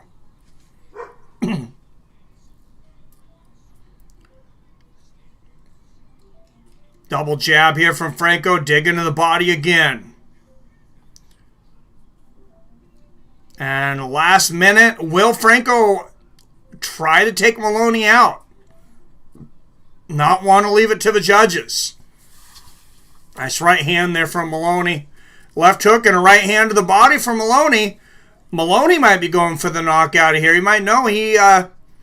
Oh, big right hand from Franco snaps Moloney's head back. I think Moloney knows he needs a finish, but he's not sure how to do it. Big left hook from Moloney and big heart for Moloney. Yeah, round 12. Thank you. Thanks for coming in. Top left-hand corner there. That's where the round is. Nice right hand from Franco. 20 seconds left in the fight. Nice 1-2 here from Moloney. Oh, beautiful left hand there from Franco. 1-2 there from Moloney. Moloney, much better round, but too little, too late. I still think Franco won that fight. Great fight, but I got it 10 rounds to 2 plus a knockdown for Franco.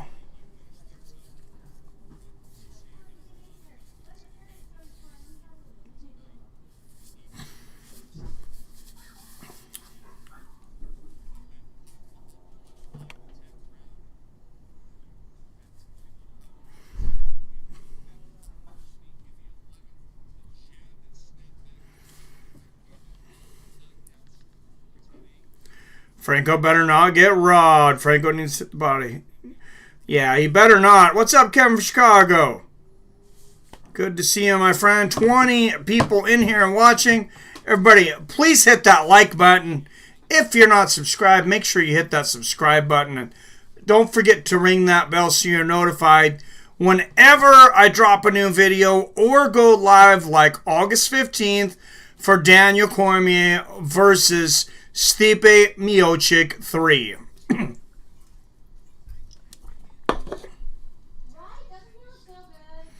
And like I said, sorry about the late notice, but I will be out of town again this week, this Saturday for UFC. And I know it's a good one, Hooker versus Poirier, but we're going to be out of town in Idaho at Silverwood, taking my kids and nephews to Silverwood Amusement Park in Idaho.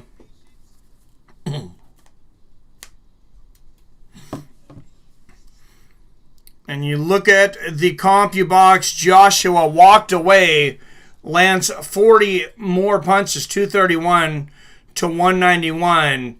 But the big thing to me was he landed a lot harder punches.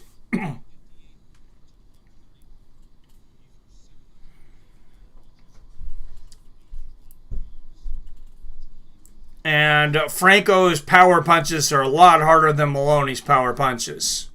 Judges' scorecards are still waiting, Kevin. They're still Still adding them up.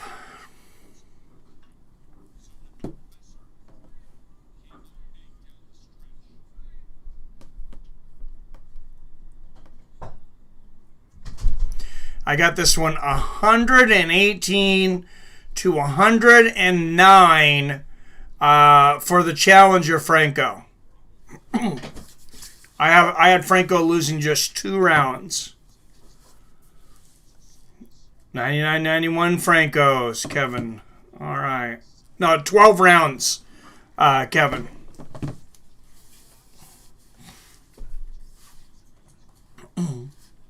Damn, I was going to say now, Moloney, bro, got to fight Thursday. Yep. All right, 29 people watching. Make sure you hit that like button and subscribe if you like what we do here. You like fighting. Just waiting on the official judge's decision here, and they're taking a minute. That's a little unnerving. I have a 118 to 109 for the challenger Franco. I imagine these judges have it a little closer, but with the domination, the knockdown, I cannot see how they give this to Moloney, but I've seen some bad decisions. Okay, 102-92. That's a good card, Kevin. All right. All right, here we go. 115-112.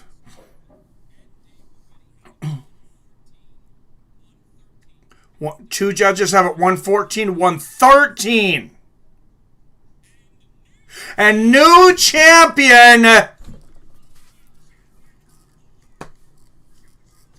Joshua Franco, and he needed that knockdown. Two judges had it 114-113. Wow. I mean, in my mind, horrible judging as far as the cards, but they got the right winner. And Joshua Franco is now a world champion.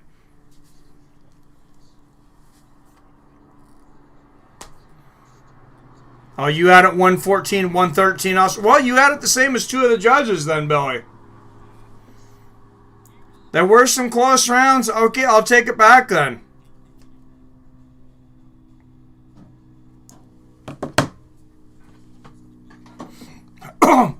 There were some close rounds in there, so a lot of close rounds. Junior G Franco, yes, a new world champion tonight. Always exciting. Great fight, though. You know, this one was in the United States.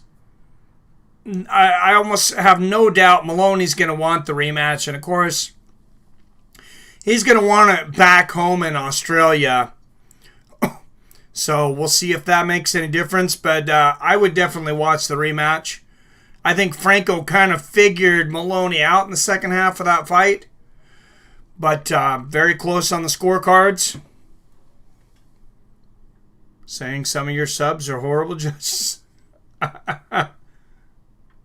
Hey, I'm not an official judge. I got it right. Maybe my scorecard was a little inflated. I'm not sure. Thank you, Leroy. I think I'm better at judging MMA. Some of these, especially these 3-minute rounds, are real hard to score. But we all got the same winner. That's what's important. The new champion. Bring that belt and bag home. Yes, that is true. They didn't give this kid Tony Moloney any breaks like other fighters. That is true. Yeah, that is a tough defense. First time coming to the United States and you run into Joshua Franco. I mean, this guy's a tough dude. But, you know, hats off to ESPN.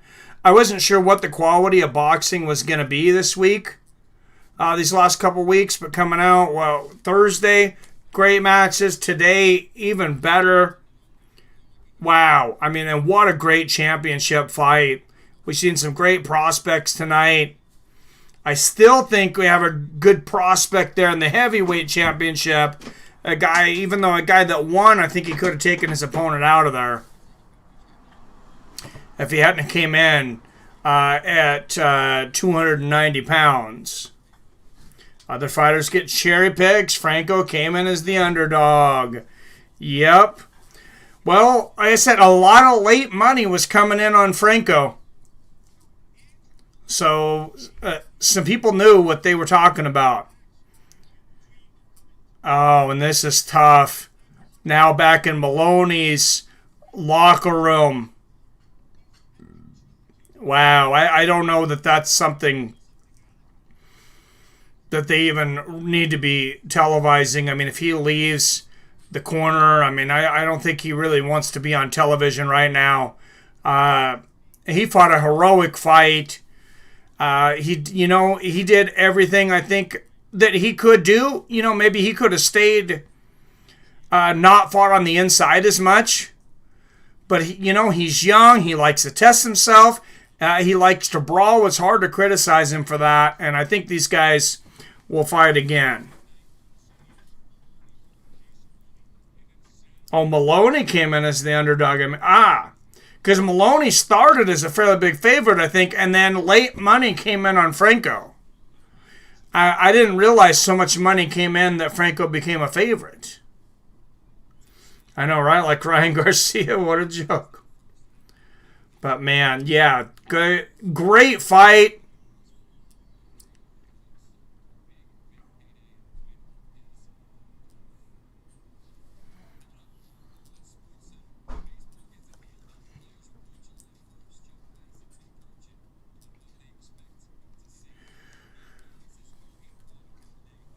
Yeah, definitely big moment for Franco, and mad respect for Moloney taking on such a tough challenger.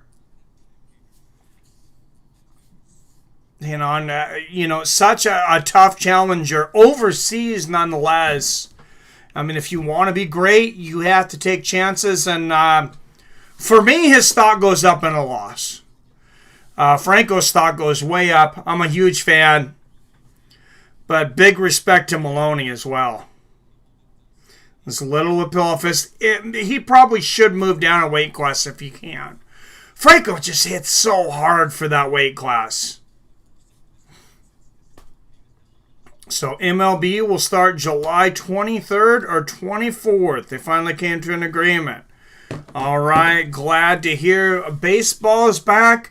And then, unless something's changed, I believe we get the NBA back July 31st. Has anybody else got the basketball bug back after watching the new Jordan series, the Bulls series, The Last Dance?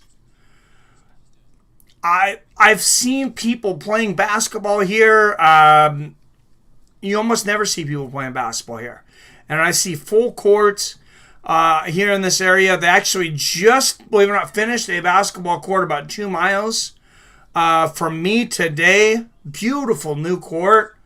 Just put the nets on it this afternoon, I think. I was going to shoot a couple baskets after work early afternoon, around noon, and they still had yellow tape over the nets. They were closed up, so I thought they weren't going to let anybody on it, maybe because of the virus, but that wasn't the case. I guess they cut it down because I was driving home about 3:30 and people were playing. So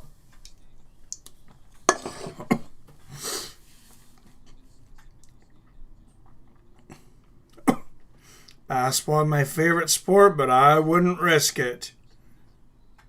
Oh, I hear you, Ori. Well, I just out shooting baskets on my own. They will have DH and American in National Leagues. Big change there. Oh, that is interesting. I think it's probably about time they play by the same rules, though. Kevin from Chicago. Who else fought? I can tell you the card here, Because even though we've seen a lot of good prospects tonight, I'll admit a lot of them, I didn't know them coming into this.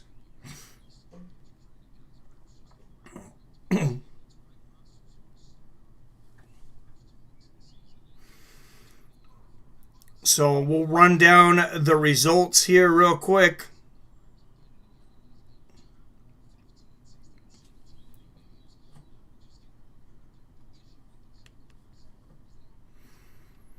Well, if I can find them, ESPN's already got, go on the ESPN app here.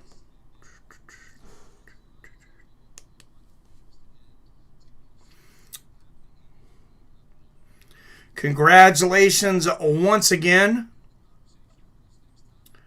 to Franco, new world champion.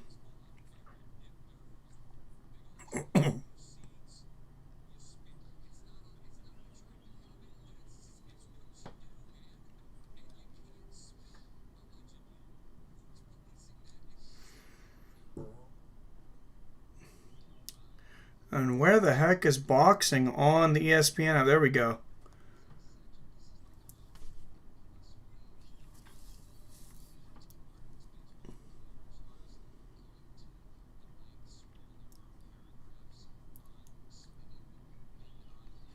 Christopher Diaz defeated Jason Sanchez. Calls for a title shot next. That was the co-main event. The other ones were kind of some 6-rounders that... Oh, I put them in the description.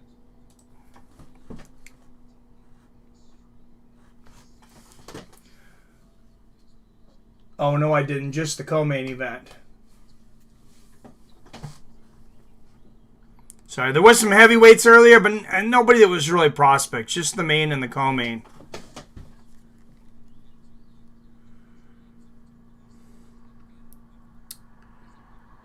I'm out, guys. You're doing the Thursday card and any MMA on Saturday. I will be leaving town, unfortunately, on Thursday, and I will not be back until Saturday night. So I was mentioning no Saturday card. Also, no, I will not be doing the Thursday boxing, unfortunately. But hope you guys enjoy those fights. Like I said, I'll be out of town in Idaho, taking the kids and my nephews over to Silverwood Amusement Park in Coeur d'Alene, Idaho. So have fun. When do you go from a prospect into actual reality? Yeah, good question. Because there's no real requirements to turn professional in boxing. I mean, you got to take a physical and stuff. I mean, I had an amateur career. I could, even though I haven't fought even an amateur for years, I could turn pro probably next week if I pass all the physicals, go through a training camp, and I could fight. And there's probably pros out there that after a training camp I could compete with. It's one of those sports where, I mean, literally anybody can fight, pretty much. Anybody can be a pro for the most part. A prospect, of course, is a much different story. And then mainstream for boxing, very few names get into the mainstream anymore in boxing, of course. But the big ones get the big paydays, and that's what John Jones wants.